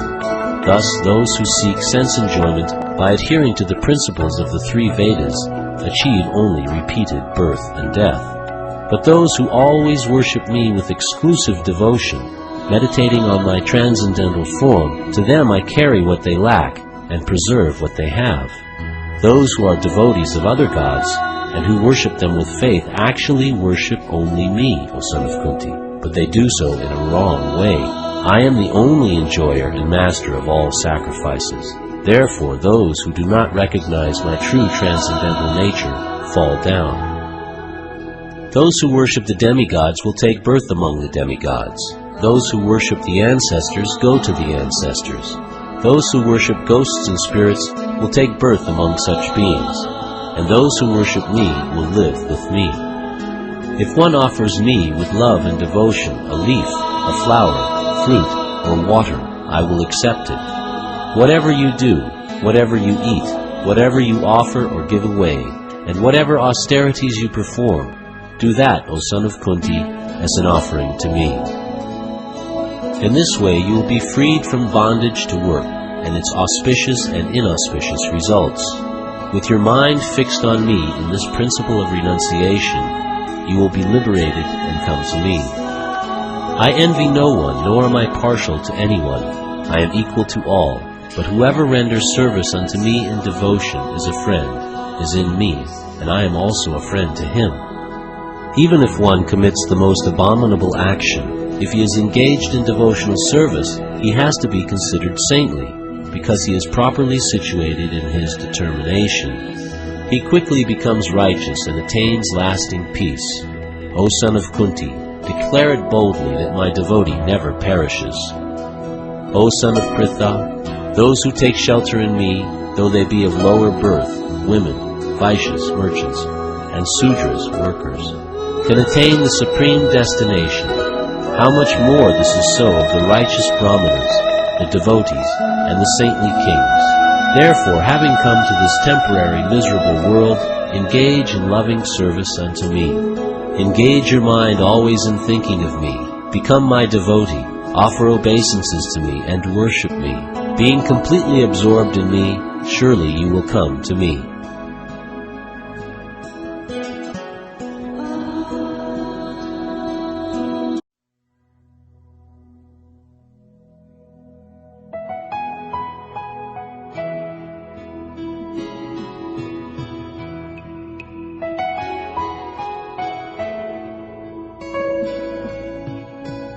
Chapter 10. The Opulence of the Absolute. The Supreme Personality of Godhead said, Listen again, O mighty armed Arjuna. Because you are my dear friend, for your benefit I shall speak to you further, giving knowledge that is better than what I have already explained. Neither the hosts of demigods nor the great sages know my origin or opulences, for in every respect I am the source of the demigods and sages. He who knows me as the unborn, as the beginningless, as the supreme Lord of all the worlds, he only, undiluted among men, is freed from all sins. Intelligence, knowledge, freedom from doubt and delusion, forgiveness, truthfulness, control of the senses, control of the mind, happiness and distress, birth, death, fear, fearlessness, non-violence, equanimity, satisfaction, austerity, charity, fame, and infamy. All these various qualities of living beings are created by me alone. The 7 great sages, and before them the 4 other great sages, and the Manus, progenitors of mankind, come from me, born from my mind, and all living beings populating the various planets descend from them. One who is factually convinced of this opulence and mystic power of mine engages in unalloyed devotional service. Of this there is no doubt. I am the source of all spiritual and material worlds. Everything emanates from me. The wise who perfectly know this engage in my devotional service and worship me with all their hearts. The thoughts of my pure devotees dwell in me. Their lives are fully devoted to my service, and they derive great satisfaction and bliss from always enlightening one another and conversing about me. To those who are constantly devoted to serving me with love, I give the understanding by which they can come to me. To show them special mercy, I, dwelling in their hearts, destroy with the shining lamp of knowledge the darkness born of ignorance. Arjuna said, "You are the Supreme Personality of Godhead, the ultimate abode, the purest, the absolute truth. You are the eternal, transcendental, original person, the unborn, the greatest. All the great sages such as Narada, Asita, Devala, and Vyas confirm this truth about you, and now you yourself are declaring it to me. O Krishna, I totally accept as truth all that you have told me. Neither the demigods nor the demons, O Lord, can understand your personality. Indeed, you alone know yourself by your own internal potency, O Supreme Person, origin of all, Lord of all beings, God of gods, Lord of the universe. Please tell me in detail of your divine opulences by which you pervade all these worlds. O Krishna, O Supreme Mystic, how shall I constantly think of you, and how shall I know you? In what various forms are you to be remembered, O Supreme Personality of Godhead? O Janardana, please describe in detail the mystic power of your opulences. I am never satiated in hearing about you, for the more I hear, the more I want to taste the nectar of your words." The Supreme Personality of Godhead said, "Yes, I will tell you of my splendorous manifestations, but only of those which are prominent, O Arjuna, for my opulence is limitless. I am the Supersoul, O Arjuna, seated in the hearts of all living entities. I am the beginning, the middle, and the end of all beings.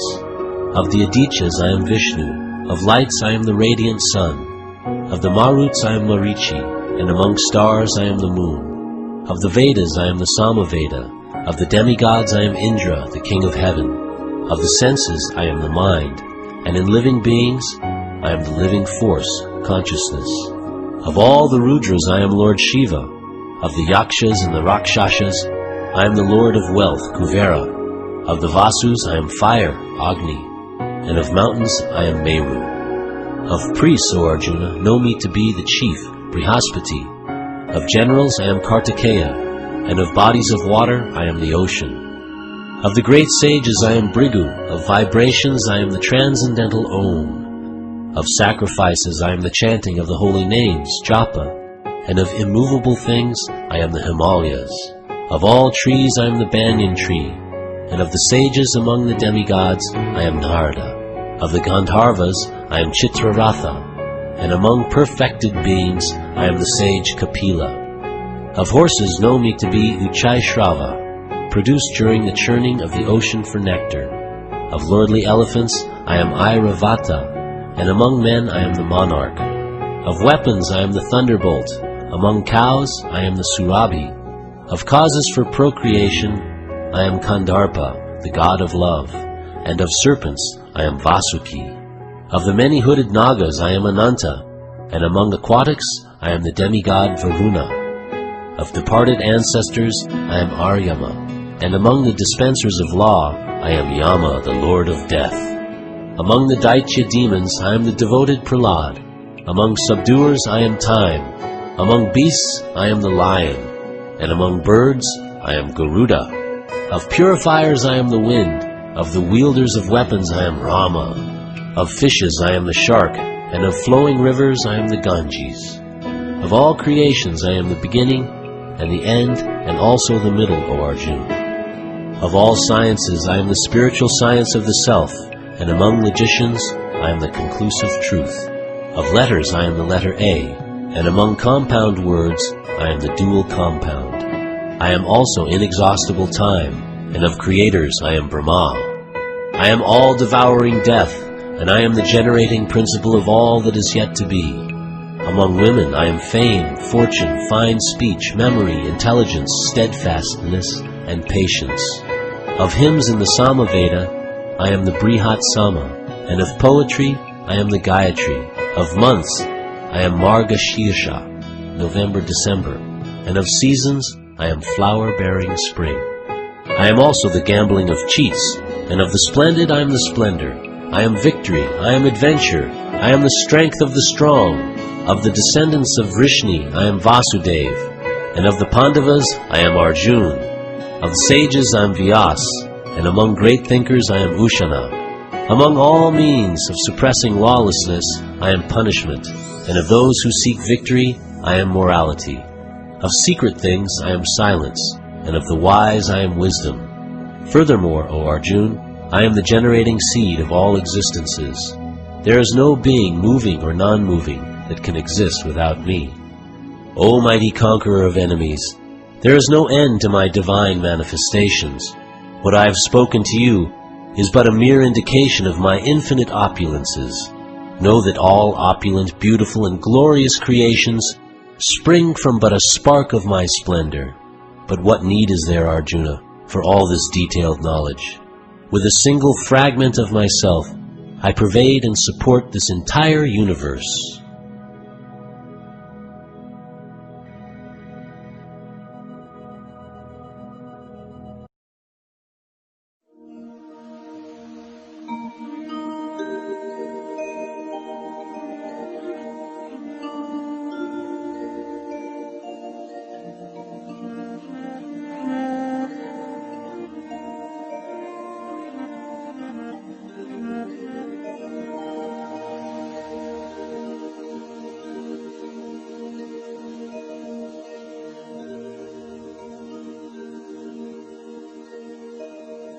Chapter 11. The Universal Form. Arjuna said, By my hearing the instructions you have kindly given me about these most confidential spiritual subjects, my illusion has now been dispelled. O lotus-eyed one, I have heard from you in detail about the appearance and disappearance of every living entity and have realized your inexhaustible glories.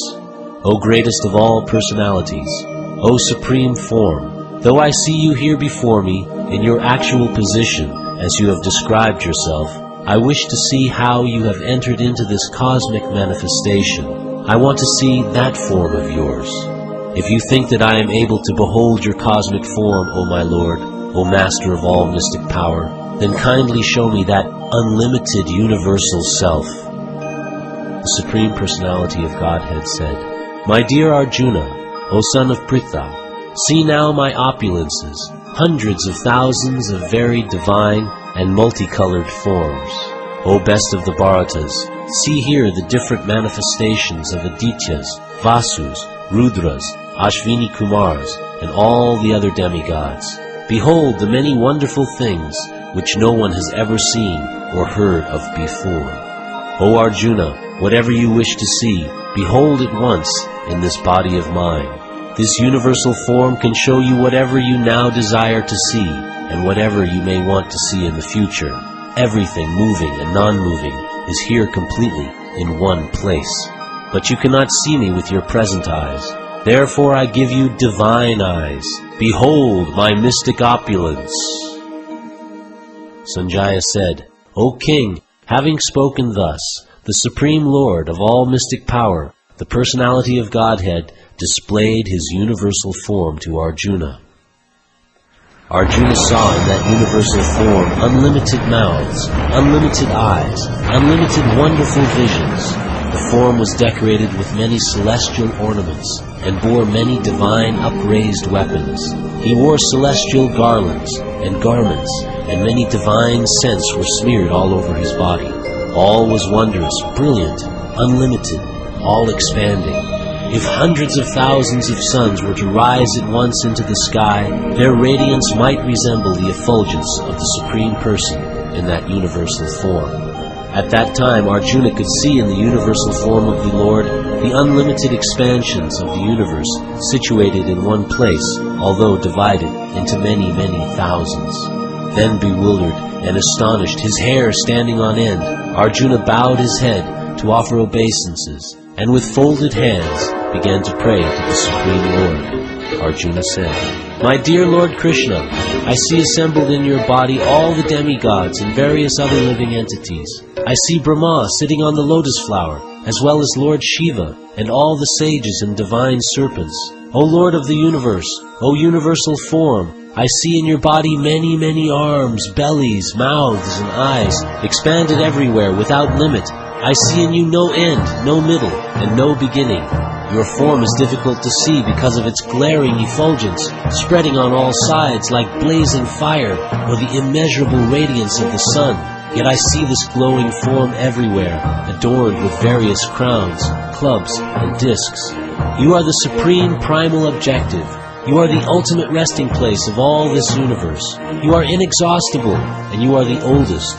You are the maintainer of the eternal religion, the personality of Godhead. This is my opinion. You are without origin, middle, or end. Your glory is unlimited. You have numberless arms, and the sun and moon are your eyes. I see you with blazing fire coming forth from your mouth, burning this entire universe by your own radiance. Although you are one, you spread throughout the sky and the planets and all space between. O Great One, seeing this wondrous and terrible form, all the planetary systems are perturbed. All the hosts of demigods are surrendering before you and entering into you. Some of them, very much afraid, are offering prayers with folded hands. Hosts of great sages and perfected beings crying, "All peace!" are praying to you by singing the Vedic hymns. All the various manifestations of Lord Shiva, the Adityas, the Vasus, the Sadyas, the Vishvadevas, the two Ashvis, the Maruts, the forefathers, the Gandharvas, the Yakshas, the Asuras, and the perfected demigods are beholding you in wonder. O mighty armed one, all the planets with their demigods are disturbed at seeing your great form with its many faces, eyes, arms, thighs, legs, and bellies, and your many terrible teeth. As they are disturbed, so am I. O all-pervading Vishnu, seeing you with your many radiant colors touching the sky, your gaping mouths, and your great glowing eyes, my mind is perturbed by fear. I can no longer maintain my steadiness or equilibrium of mind. O Lord of Lords, O refuge of the worlds, please be gracious to me. I cannot keep my balance seeing your blazing death-like faces and awful teeth. In all directions I am bewildered. All the sons of Dhritarashtra, along with their allied kings, and Bhishma, Drona, Karna, and our chief soldiers also, are all rushing into your fearful mouths, and some I see trapped with heads smashed between your teeth. As the many waves of the river flow into the ocean, so do all these great warriors enter, blazing into your mouths. I see all people rushing full speed into your mouths, as moths dash to destruction in a blazing fire. O Vishnu, I see you devouring all people from all sides with your flaming mouths, covering all the universe with your effulgence. You are manifest with terrible scorching rays. O Lord of Lords, so fierce of form, please tell me who you are. I offer my obeisances unto you. Please be gracious to me. You are the primal Lord. I want to know about you, for I do not know what your mission is. The Supreme Personality of Godhead said, Time I am, the great destroyer of the worlds, and I have come here to destroy all people, with the exception of you, the Pandavas. All the soldiers here on both sides will be slain. Therefore get up, prepare to fight and win glory, conquer your enemies, and enjoy a flourishing kingdom. They are already put to death by my arrangement, and you, O Savyasachi, can be but an instrument in the fight. Drona, Bhishma, Jayadratha, Karna, and the other great warriors have already been destroyed by me. Therefore kill them, and do not be disturbed. Simply fight, and you will vanquish your enemies in battle. Sanjaya said to Dhritarashtra, O king, after hearing these words from the Supreme Personality of Godhead, the trembling Arjuna offered obeisances with folded hands again and again. He fearfully spoke to Lord Krishna in a faltering voice as follows. Arjuna said, O Master of the senses, the world becomes joyful upon hearing your name, and thus everyone becomes attached to you. Although the perfected beings offer you their respectful homage, the demons are afraid, and they flee here and there. All this is rightly done. O Great One, greater even than Brahma, you are the original creator. Why then should they not offer their respectful obeisances unto you? O Limitless One, God of gods, refuge of the universe, you are the invincible source, the cause of all causes, transcendental to this material manifestation. You are the original personality of Godhead, the oldest, the ultimate sanctuary of this manifested cosmic world. You are the knower of everything, and you are all that is knowable. You are the supreme refuge above the material modes. O limitless form, this whole cosmic manifestation is pervaded by you. You are the air, and you are the supreme controller. You are fire, you are water, and you are the moon. You are Brahma, the first living creature, and you are the great-grandfather. I therefore offer my respectful obeisances unto you 1,000 times, and again, and yet again. Obeisances to you from the front, from behind, and from all sides. O unbounded power, you are the master of limitless might. You are all-pervading, and thus you are everything. Thinking of you as my friend, I have rashly addressed you. O Krishna, O Yadava, O my friend, not knowing your glories. Please forgive whatever I may have done in madness or in love. I have dishonored you many times, jesting as we relaxed, lay on the same bed, or sat or ate together, sometimes alone, and sometimes in front of many friends. O infallible one, please excuse me for all those offenses.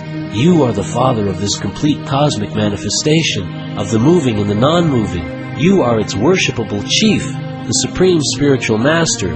No one is equal to you, nor can anyone be one with you.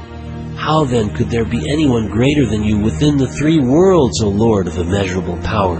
You are the Supreme Lord, to be worshipped by every living being. Thus I fall down to offer you my respectful obeisances and ask your mercy. As a father tolerates the impudence of his son, or a friend tolerates the impertinence of a friend, or a wife tolerates the familiarity of her partner, please tolerate the wrongs I may have done you.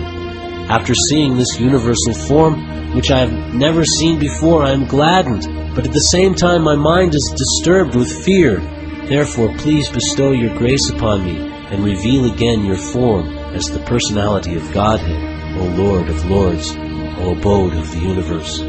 O universal form, O thousand-armed Lord, I wish to see you in your four-armed form, with helmeted head, and with club, wheel, conch, and lotus flower in your hands. I long to see you in that form. The Supreme Personality of Godhead said, My dear Arjuna, happily have I shown you by my internal potency this supreme universal form within the material world. No one before you has ever seen this primal form, unlimited and full of glaring effulgence. O best of the Kuru warriors, no one before you has ever seen this universal form of mine, for neither by studying the Vedas, nor by performing sacrifices, nor by charity, nor by pious activities, nor by severe penances, can I be seen in this form in the material world. You have been perturbed and bewildered by seeing this horrible feature of mine. Now let it be finished. My devotee, be free again from all disturbances. With a peaceful mind, you can now see the form you desire. Sanjaya said to Dhritarashtra, the Supreme Personality of Godhead, Krishna, having spoken thus to Arjuna, displayed his real four-armed form, and at last showed his two-armed form, thus encouraging the fearful Arjuna. When Arjuna saw Krishna in his original form, he said, O Janardana, seeing this human-like form so very beautiful, I am now composed in mind, and I am restored to my original nature. The Supreme Personality of Godhead said, My dear Arjuna, this form of mine you are now seeing is very difficult to behold. Even the demigods are ever seeking the opportunity to see this form which is so dear. The form you are seeing with your transcendental eyes cannot be understood simply by studying the Vedas, nor by undergoing serious penances, nor by charity, nor by worship. It is not by these means that one can see me as I am. My dear Arjuna, only by undivided devotional service can I be understood as I am, standing before you, and can thus be seen directly. Only in this way can you enter into the mysteries of my understanding.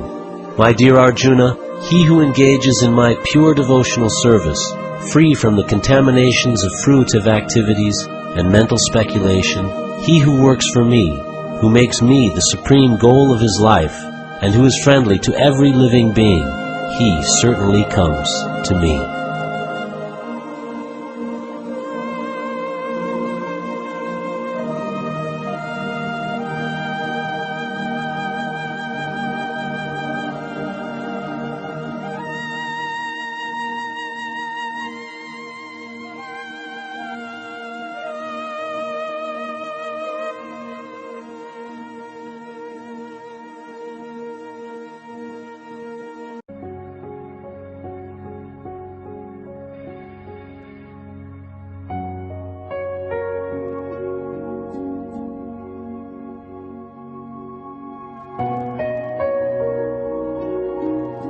Chapter 12. Devotional Service. Arjuna inquired, "Which are considered to be more perfect, those who are always properly engaged in your devotional service, or those who worship the impersonal Brahman, the unmanifested?" The Supreme Personality of Godhead said, "Those who fix their minds on my personal form and are always engaged in worshiping me with great and transcendental faith are considered by me to be most perfect.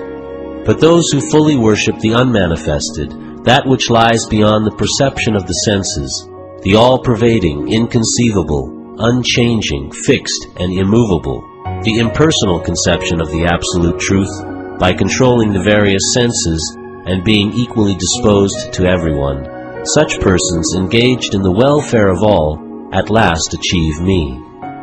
For those whose minds are attached to the unmanifested, impersonal feature of the Supreme, advancement is very troublesome. To make progress in that discipline is always difficult for those who are embodied. But those who worship me, giving up all their activities unto me, and being devoted to me without deviation, engaged in devotional service, and always meditating upon me, having fixed their minds upon me, O son of Pritha, for them I am the swift deliverer from the ocean of birth and death. Just fix your mind upon me, the Supreme Personality of Godhead, and engage all your intelligence in me. Thus you will live in me, always, without a doubt. My dear Arjuna, O winner of wealth, if you cannot fix your mind upon me without deviation, then follow the regulative principles of Bhakti Yoga. In this way develop a desire to attain me. If you cannot practice the regulations of Bhakti Yoga, then just try to work for me, because by working for me you will come to the perfect stage. If, however, you are unable to work in this consciousness of me, then try to act giving up all results of your work and try to be self-situated. If you cannot take to this practice, then engage yourself in the cultivation of knowledge. Better than knowledge, however, is meditation, and better than meditation is renunciation of the fruits of action, for by such renunciation one can attain peace of mind. One who is not envious, but is a kind friend to all living entities, who does not think himself a proprietor and is free from false ego, who is equal in both happiness and distress, who is tolerant, always satisfied, self-controlled, and engaged in devotional service with determination, his mind and intelligence fixed on me, such a devotee of mine is very dear to me. He for whom no one is put into difficulty, and who is not disturbed by anyone, who is equiposed in happiness and distress, fear and anxiety, is very dear to me. My devotee who is not dependent on the ordinary course of activities, who is pure, expert, without cares, free from all pain, and not striving for some result, is very dear to me. One who neither rejoices nor grieves, who neither laments nor desires, and who renounces both auspicious and inauspicious things, such a devotee is very dear to me. One who is equal to friends and enemies, who is equipoised in honor and dishonor, heat and cold, happiness and distress, fame and infamy, who is always free from contaminating association, always silent and satisfied with anything, who doesn't care for any residence, who is fixed in knowledge, and who is engaged in devotional service, such a person is very dear to me. Those who follow this imperishable path of devotional service and who completely engage themselves with faith, making me the supreme goal, are very, very dear to me.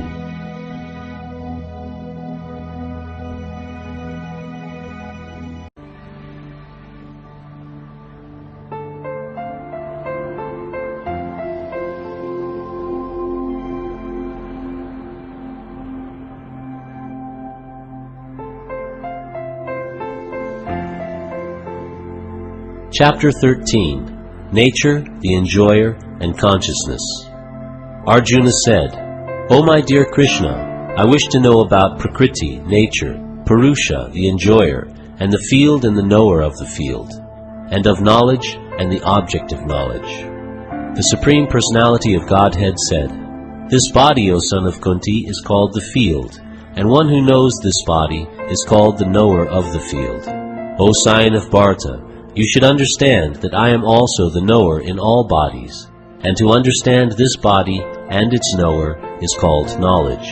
That is my opinion. Now please hear my brief description of this field of activity and how it is constituted, what its changes are, whence it is produced, who that knower of the field of activities is, and what his influences are.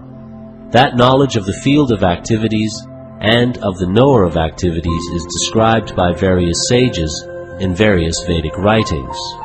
It is especially presented in Vedanta Sutra with all reasoning as to cause and effect.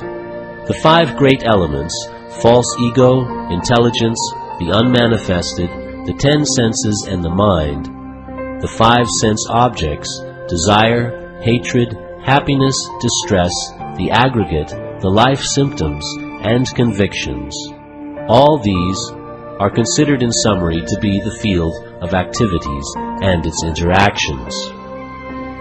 Humility, pridelessness, non-violence, tolerance, simplicity, approaching a bona fide spiritual master, cleanliness, steadiness, self-control, renunciation of the objects of sense gratification, absence of false ego, the perception of the evil of birth, death, old age, and disease, detachment, freedom from entanglement with children, wife, home, and the rest, even-mindedness amid pleasant and unpleasant events, constant and unalloyed devotion to me, aspiring to live in a solitary place, detachment from the general mass of people, accepting the importance of self-realization, and philosophical search for the absolute truth, all these I declare to be knowledge. And besides this, whatever there may be is ignorance. I shall now explain the knowable, knowing which you will taste the eternal.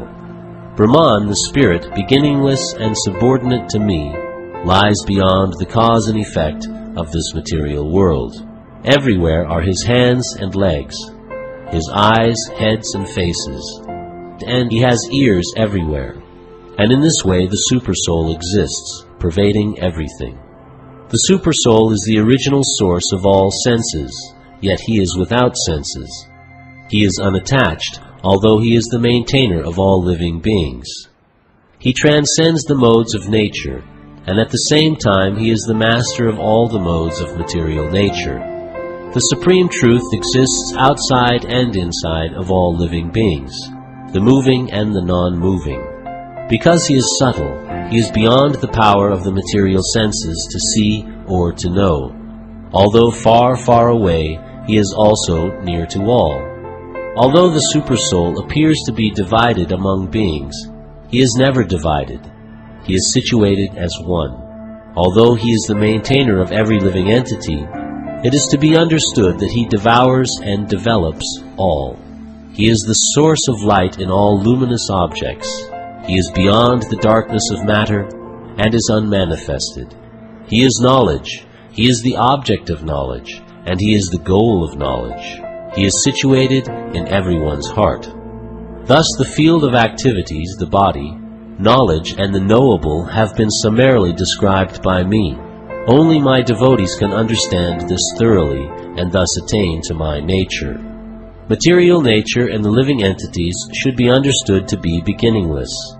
Their transformations and the modes of matter are products of material nature. Nature is said to be the cause of all material causes and effects, whereas the living entity is the cause of the various sufferings and enjoyments in this world.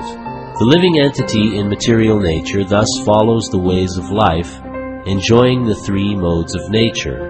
This is due to his association with that material nature. Thus he meets with good and evil among various species.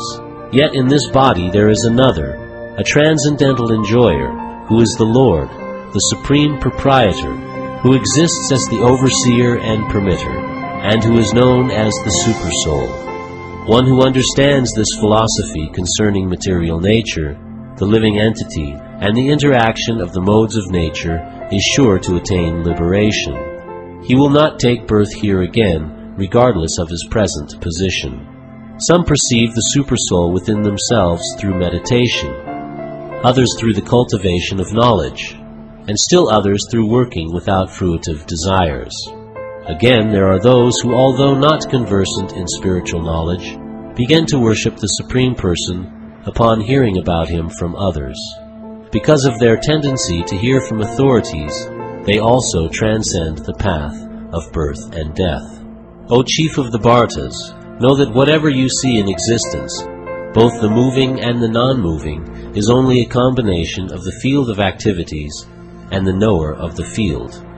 One who sees the Supersoul accompanying the individual soul in all bodies, and who understands that neither the soul nor the Supersoul within the destructible body is ever destroyed, actually sees. One who sees the Supersoul equally present everywhere, in every living being, does not degrade himself by his mind. Thus he approaches the transcendental destination. One who can see that all activities are performed by the body, which is created of material nature, and sees that the self does nothing, actually sees. When a sensible man ceases to see different identities due to different material bodies, and he sees how beings are expanded everywhere, he attains to the Brahman conception. Those with the vision of eternity can see that the imperishable soul is transcendental, eternal, and beyond the modes of nature. Despite contact with the material body, O Arjuna, the soul neither does anything nor is entangled. The sky, due to its subtle nature, does not mix with anything, although it is all-pervading. Similarly, the soul situated in Brahman vision does not mix with the body, though situated in that body. O son of Bharata, as the sun alone illuminates all this universe, so does the living entity, one within the body, illuminate the entire body by consciousness. Those who see with eyes of knowledge the difference between the body and the knower of the body, and can also understand the process of liberation from bondage in material nature, attain to the supreme goal.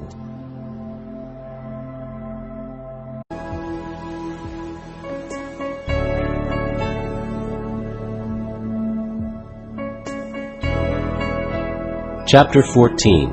The Three Modes of Material Nature. The Supreme Personality of Godhead said, "Again I shall declare to you this supreme wisdom, the best of all knowledge, knowing which all the sages have attained the supreme perfection. By becoming fixed in this knowledge, one can attain to the transcendental nature like my own. Thus established, one is not born at the time of creation or disturbed at the time of dissolution. The total material substance called Brahman is the source of birth, and it is that Brahman that I impregnate, making possible the births of all living beings, O son of Bharata. It should be understood that all species of life, O son of Kunti, are made possible by birth in this material nature, and that I am the seed-giving father. Material nature consists of three modes: goodness, passion, and ignorance. When the eternal living entity comes in contact with nature, O mighty armed Arjuna, he becomes conditioned by these modes. O sinless one, the mode of goodness, being purer than the others, is illuminated, and it frees one from all sinful reactions. Those situated in that mode become conditioned by a sense of happiness and knowledge. The mode of passion is born of unlimited desires and longings, O son of Kunti, and because of this the embodied living entity is bound to material fruitive actions. O son of Bharata, know that the mode of darkness, born of ignorance, is the delusion of all embodied living entities. The results of this mode are madness, indolence, and sleep, which bind the conditioned soul. O son of Bharata, the mode of goodness conditions one to happiness, passion conditions one to fruitive action, and ignorance, covering one's knowledge, binds one to madness. Sometimes the mode of goodness becomes prominent, defeating the modes of passion and ignorance, O son of Bharata. Sometimes the mode of passion defeats goodness and ignorance, and at other times ignorance defeats goodness and passion. In this way there is always competition for supremacy. The manifestations of the mode of goodness can be experienced when all the gates of the body are illuminated by knowledge. O chief of the Bharatas, when there is an increase in the mode of passion, the symptoms of great attachment, fruitive activity, intense endeavor, and uncontrollable desire and hankering develop. When there is an increase in the mode of ignorance, O son of Kuru, darkness, inertia, madness, and illusion are manifested. When one dies in the mode of goodness, he attains to the pure higher planets of the great sages. When one dies in the mode of passion, he takes birth among those engaged in fruitive activities.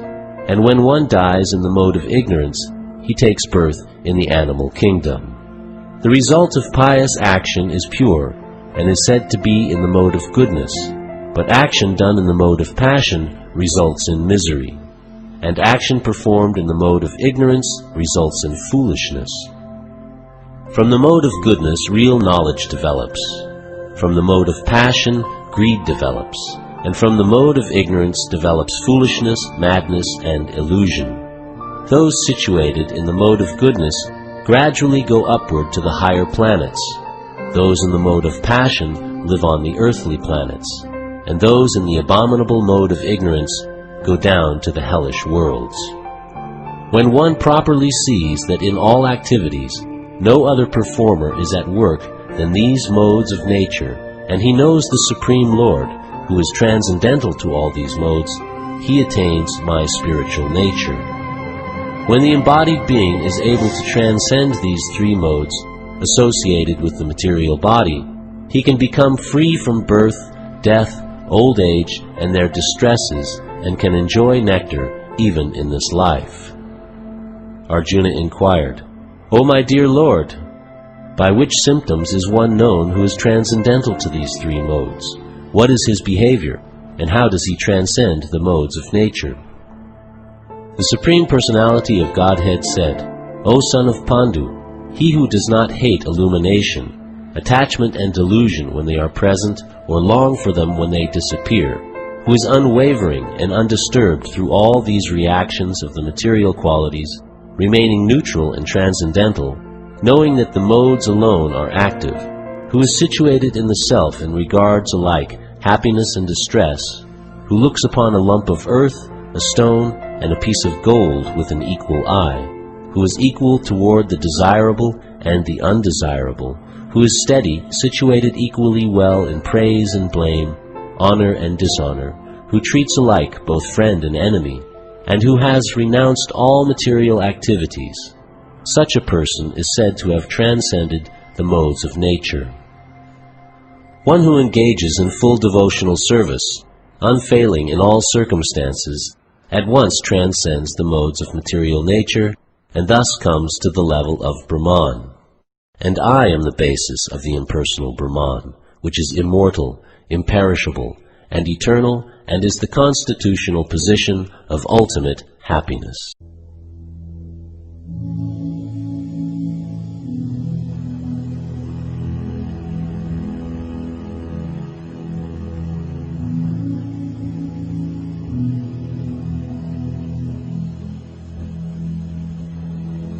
Chapter 15. The Yoga of the Supreme Person. The Supreme Personality of Godhead said, It is said that there is an imperishable banyan tree that has its roots upward and its branches down, and whose leaves are the Vedic hymns.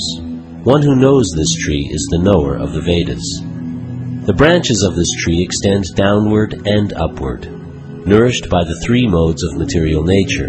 The twigs are the objects of the senses.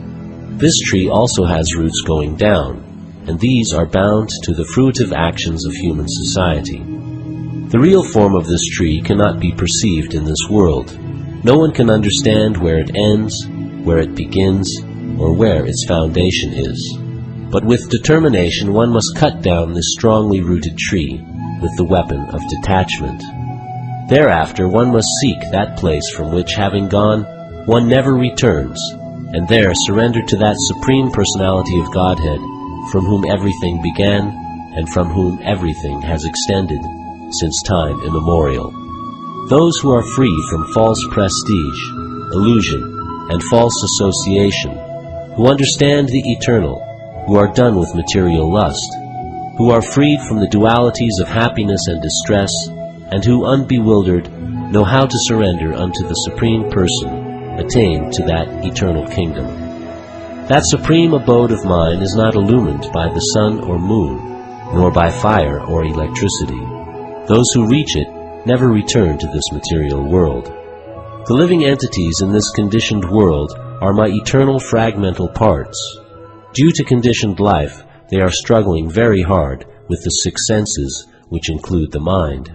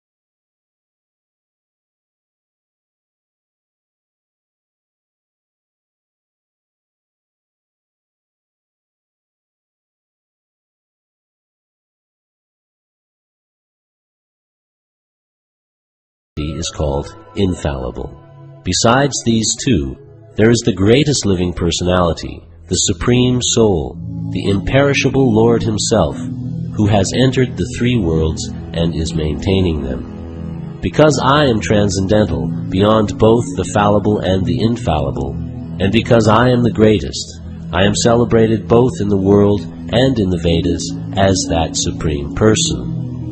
Whoever knows me as the Supreme Personality of Godhead, without doubting, is the knower of everything. He therefore engages himself in full devotional service to me, O son of Bharata. This is the most confidential part of the Vedic scriptures, O sinless one, and it is disclosed now by me.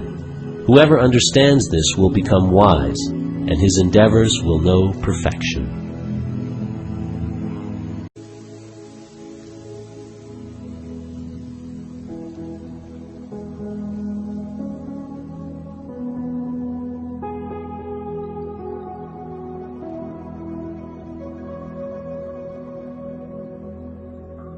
Chapter 16, The Divine and Demoniac Natures. The Supreme Personality of Godhead said, fearlessness, purification of one's existence, cultivation of spiritual knowledge, charity, self-control, performance of sacrifice, study of the Vedas, austerity, simplicity, non-violence, truthfulness, freedom from anger, renunciation, tranquility, aversion to fault-finding, compassion for all living entities, freedom from covetousness, gentleness, modesty, steady determination, vigor, forgiveness, fortitude, cleanliness, and freedom from envy and the passion for honor. These transcendental qualities, O son of Bharata, belong to godly men endowed with divine nature. Pride, arrogance, conceit, anger, harshness, and ignorance, these qualities belong to those of demoniac nature, O son of Pritha. The transcendental qualities are conducive to liberation, whereas the demoniac qualities make for bondage. Do not worry, O son of Pandu, for you are born with the divine qualities.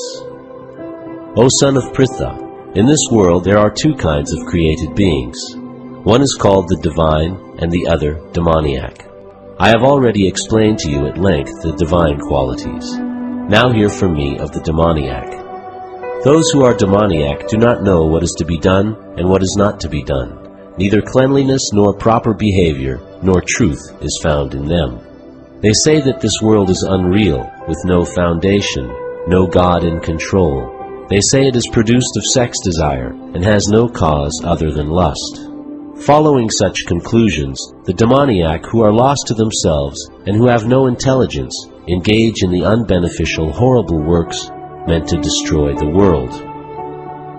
Taking shelter of insatiable lust and absorbed in the conceit of pride and false prestige, the demoniac, thus illusioned, are always sworn to unclean work, attracted by the impermanent. They believe that to gratify the senses is the prime necessity of human civilization. Thus, until the end of life, their anxiety is immeasurable. Bound by a network of hundreds of thousands of desires and absorbed in lust and anger, they secure money by illegal means for sense gratification. The demoniac person thinks, "So much wealth do I have today, and I will gain more according to my schemes. So much is mine now, and it will increase in the future, more and more. He is my enemy, and I have killed him, and my other enemies will also be killed. I am the Lord of everything. I am the enjoyer. I am perfect, powerful, and happy. I am the richest man, surrounded by aristocratic relatives. There is none so powerful and happy as I am. I shall perform sacrifices. I shall give some charity, and thus I shall rejoice." In this way, such persons are deluded by ignorance. Thus perplexed by various anxieties and bound by a network of illusions, they become too strongly attached to sense enjoyment and fall down into hell.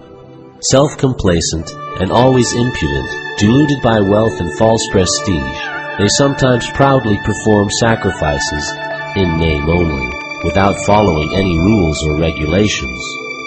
Bewildered by false ego, strength, pride, lust, and anger, the demons become envious of the Supreme Personality of Godhead, who is situated in their own bodies and in the bodies of others, and blaspheme against the real religion.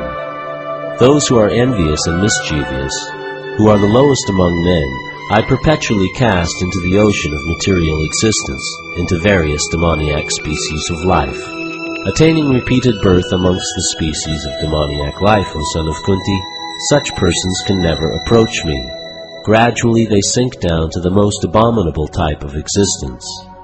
There are 3 gates leading to this hell: lust, anger, and greed. Every sane man should give these up, for they lead to the degradation of the soul. The man who has escaped these 3 gates of hell, O son of Kunti, performs acts conducive to self-realization, and thus gradually attains the supreme destination. He who discards scriptural injunctions and acts according to his own whims attains neither perfection, nor happiness, nor the supreme destination. One should therefore understand what is duty and what is not duty by the regulations of the scriptures. Knowing such rules and regulations, one should act so that he may gradually be elevated.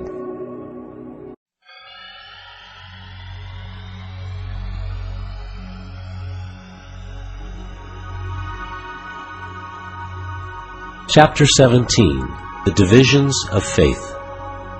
Arjuna inquired, "O Krishna, what is the situation of those who do not follow the principles of Scripture, but worship according to their own imagination? Are they in goodness, in passion, or in ignorance?"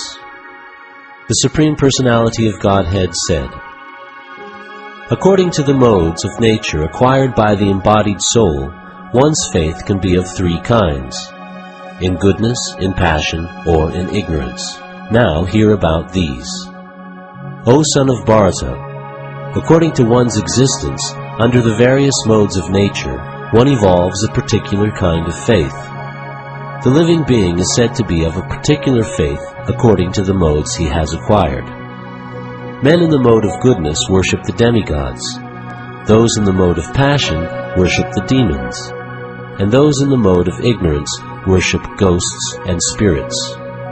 Those who undergo severe austerities and penances not recommended in the Scriptures, performing them out of pride and egoism, who are impelled by lust and attachment, who are foolish and who torture the material elements of the body, as well as the supersoul dwelling within, are to be known as demons.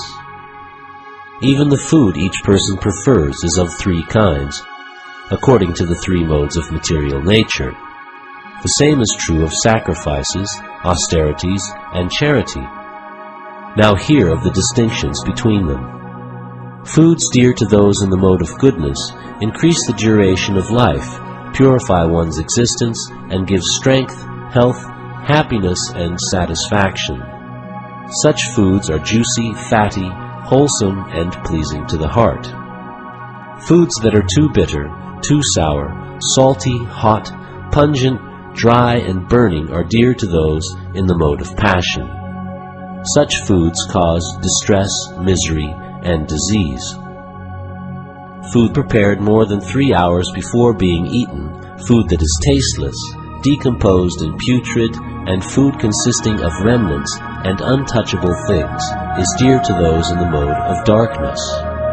Of sacrifices, the sacrifice performed according to the directions of Scripture as a matter of duty by those who desire no reward is of the nature of goodness.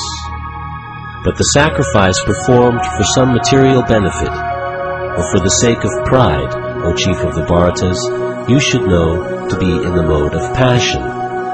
Any sacrifice performed without regard for the directions of Scripture, without distribution of prasadam, spiritual food, without chanting of Vedic hymns and remunerations to the priests, and without faith, is considered to be in the mode of ignorance. Austerity of the body consists in worship of the Supreme Lord, the Brahmanas, the spiritual master, and superiors like the father and mother, and in cleanliness, simplicity, celibacy, and non-violence. Austerity of speech consists in speaking words that are truthful, pleasing, beneficial, and not agitating to others, and also in regularly reciting Vedic literature. And satisfaction, simplicity, gravity, self-control, and purification of one's existence are the austerities of the mind. This threefold austerity, performed with transcendental faith by men, not expecting material benefits, but engaged only for the sake of the Supreme, is called austerity in goodness. Penance performed out of pride and for the sake of gaining respect, honor, and worship is said to be in the mode of passion. It is neither stable nor permanent. Penance performed out of foolishness, with self-torture, or to destroy or injure others, is said to be in the mode of ignorance. Charity given out of duty, without expectation of return, at the proper time and place, and to a worthy person, is considered to be in the mode of goodness. But charity performed with the expectation of some return, or with a desire for fruitive results, or in a grudging mood, is said to be charity in the mode of passion. And charity performed at an impure place, at an improper time, to unworthy persons, or without proper attention and respect, is said to be in the mode of ignorance. From the beginning of creation, the three words Om Tat Sat were used to indicate the supreme absolute truth. These three symbolic representations were used by Brahmanas while chanting the hymns of the Vedas and during sacrifices for the satisfaction of the Supreme. Therefore, transcendentalists, undertaking performances of sacrifice, charity, and penance in accordance with scriptural regulations, begin always with Om to attain the Supreme. Without desiring fruitive results, one should perform various kinds of sacrifice, penance, and charity with the word Tat. The purpose of such transcendental activities is to get free from material entanglement. The absolute truth is the objective of devotional service, and it is indicated by the word sat.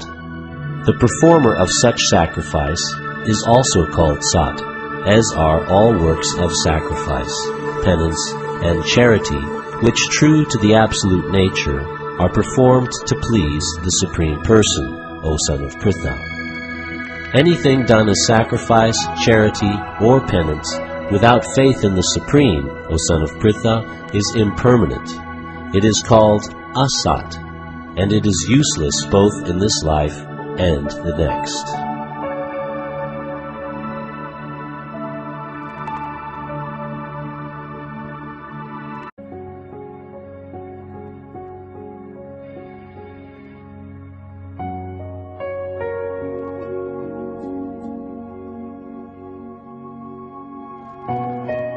Chapter 18. Conclusion. The Perfection of Renunciation. Arjuna said, O mighty armed one, I wish to understand the purpose of renunciation, tyag, and of the renounced order of life, sannyas, O killer of the Keshi demon, master of the senses. The Supreme Personality of Godhead said, the giving up of activities that are based on material desire is what great learned men call the renounced order of life, sannyas. And giving up the results of all activities is what the wise call renunciation, tyag. Some learned men declare that all kinds of fruitive activities should be given up as faulty.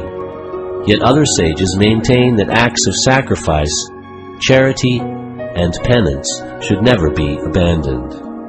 O best of the Bharatas, now hear my judgment about renunciation. O tiger among men, renunciation is declared in the scriptures to be of three kinds. Acts of sacrifice, charity, and penance are not to be given up. They must be performed. Indeed, sacrifice, charity, and penance purify even the great souls. All these activities should be performed without attachment or any expectation of result. They should be performed as a matter of duty, O son of Pritha. That is my final opinion. Prescribed duties should never be renounced. If one gives up his prescribed duties because of illusion, such renunciation is said to be in the mode of ignorance.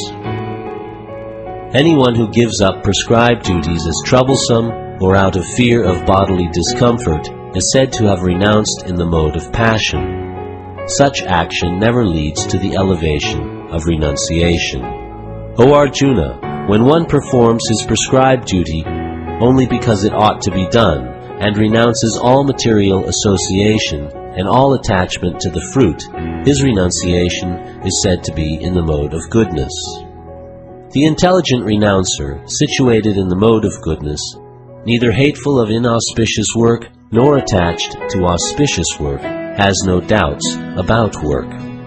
It is indeed impossible for an embodied being to give up all activities, but he who renounces the fruits of action is called one who has truly renounced. For one who is not renounced, the threefold fruits of action, desirable, undesirable, and mixed, accrue after death. But those who are in the renounced order of life have no such result to suffer or enjoy. O mighty armed Arjuna, according to the Vedanta, there are 5 causes for the accomplishment of all action. Now learn of these from me. The place of action, the body, the performer, the various senses, the many different kinds of endeavor, and ultimately the supersoul. These are the 5 factors of action. Whatever right or wrong action a man performs by body, mind, or speech is caused by these 5 factors. Therefore, one who thinks himself the only doer, not considering the 5 factors, is certainly not very intelligent and cannot see things as they are. One who is not motivated by false ego, whose intelligence is not entangled, though he kills men in this world, does not kill, nor is he bound by his actions. Knowledge, the object of knowledge, and the knower are the 3 factors that motivate action. The senses, the work, and the doer are the 3 constituents of action. According to the three different modes of material nature, there are three kinds of knowledge: action and performer of action. Now hear of them from me. That knowledge by which one undivided spiritual nature is seen in all living entities, though they are divided into innumerable forms, you should understand to be in the mode of goodness. That knowledge by which one sees that in every different body there is a different type of living entity, you should understand to be in the mode of passion. And that knowledge by which one is attached to one kind of work as the all in all, without knowledge of the truth, and which is very meager, is said to be in the mode of darkness. That action which is regulated and which is performed without attachment, without love or hatred, and without desire for fruit of results, is said to be in the mode of goodness. But action performed with great effort, by one seeking to gratify his desires, and enacted from a sense of false ego, is called action in the mode of passion. That action performed in illusion, in disregard of scriptural injunctions, and without concern for future bondage, or for violence or distress caused to others, is said to be in the mode of ignorance. One who performs his duty without association with the modes of material nature, without false ego, with great determination and enthusiasm, and without wavering in success or failure, is said to be a worker in the mode of goodness. The worker who is attached to work and the fruits of work, desiring to enjoy those fruits, and who is greedy, always envious, impure, and moved by joy and sorrow, is said to be in the mode of passion. The worker who is always engaged in work against the injunctions of the Scripture, who is materialistic, obstinate, cheating, and expert in insulting others, and who is lazy, always morose and procrastinating, is said to be a worker in the mode of ignorance. O winner of wealth, now please listen as I tell you in detail of the different kinds of understanding and determination according to the three modes of material nature. O son of Pritha, that understanding by which one knows what ought to be done and what ought not to be done, what is to be feared and what is not to be feared, what is binding and what is liberating, is in the mode of goodness. O son of Pritha, that understanding which cannot distinguish between religion and irreligion, between action that should be done and action that should not be done, is in the mode of passion. That understanding which considers irreligion to be religion and religion to be irreligion, under the spell of illusion and darkness, and strives always in the wrong direction, O Partha, is in the mode of ignorance. O son of Pritha, that determination which is unbreakable, which is sustained with steadfastness by yoga practice, and which thus controls the activities of the mind, life and senses, is determination in the mode of goodness. But that determination by which one holds fast to fruit of results in religion, economic development, and sense gratification is of the nature of passion, O Arjuna. And that determination which cannot go beyond dreaming, fearfulness, lamentation, moroseness, and illusion, such unintelligent determination, O son of Pritha, is in the mode of darkness. O best of the Bharatas, now please hear from me about the three kinds of happiness by which the conditioned soul enjoys, and by which he sometimes comes to the end of all distress. That which in the beginning may be just like poison, but at the end is just like nectar, and which awakens one to self-realization, is said to be happiness in the mode of goodness.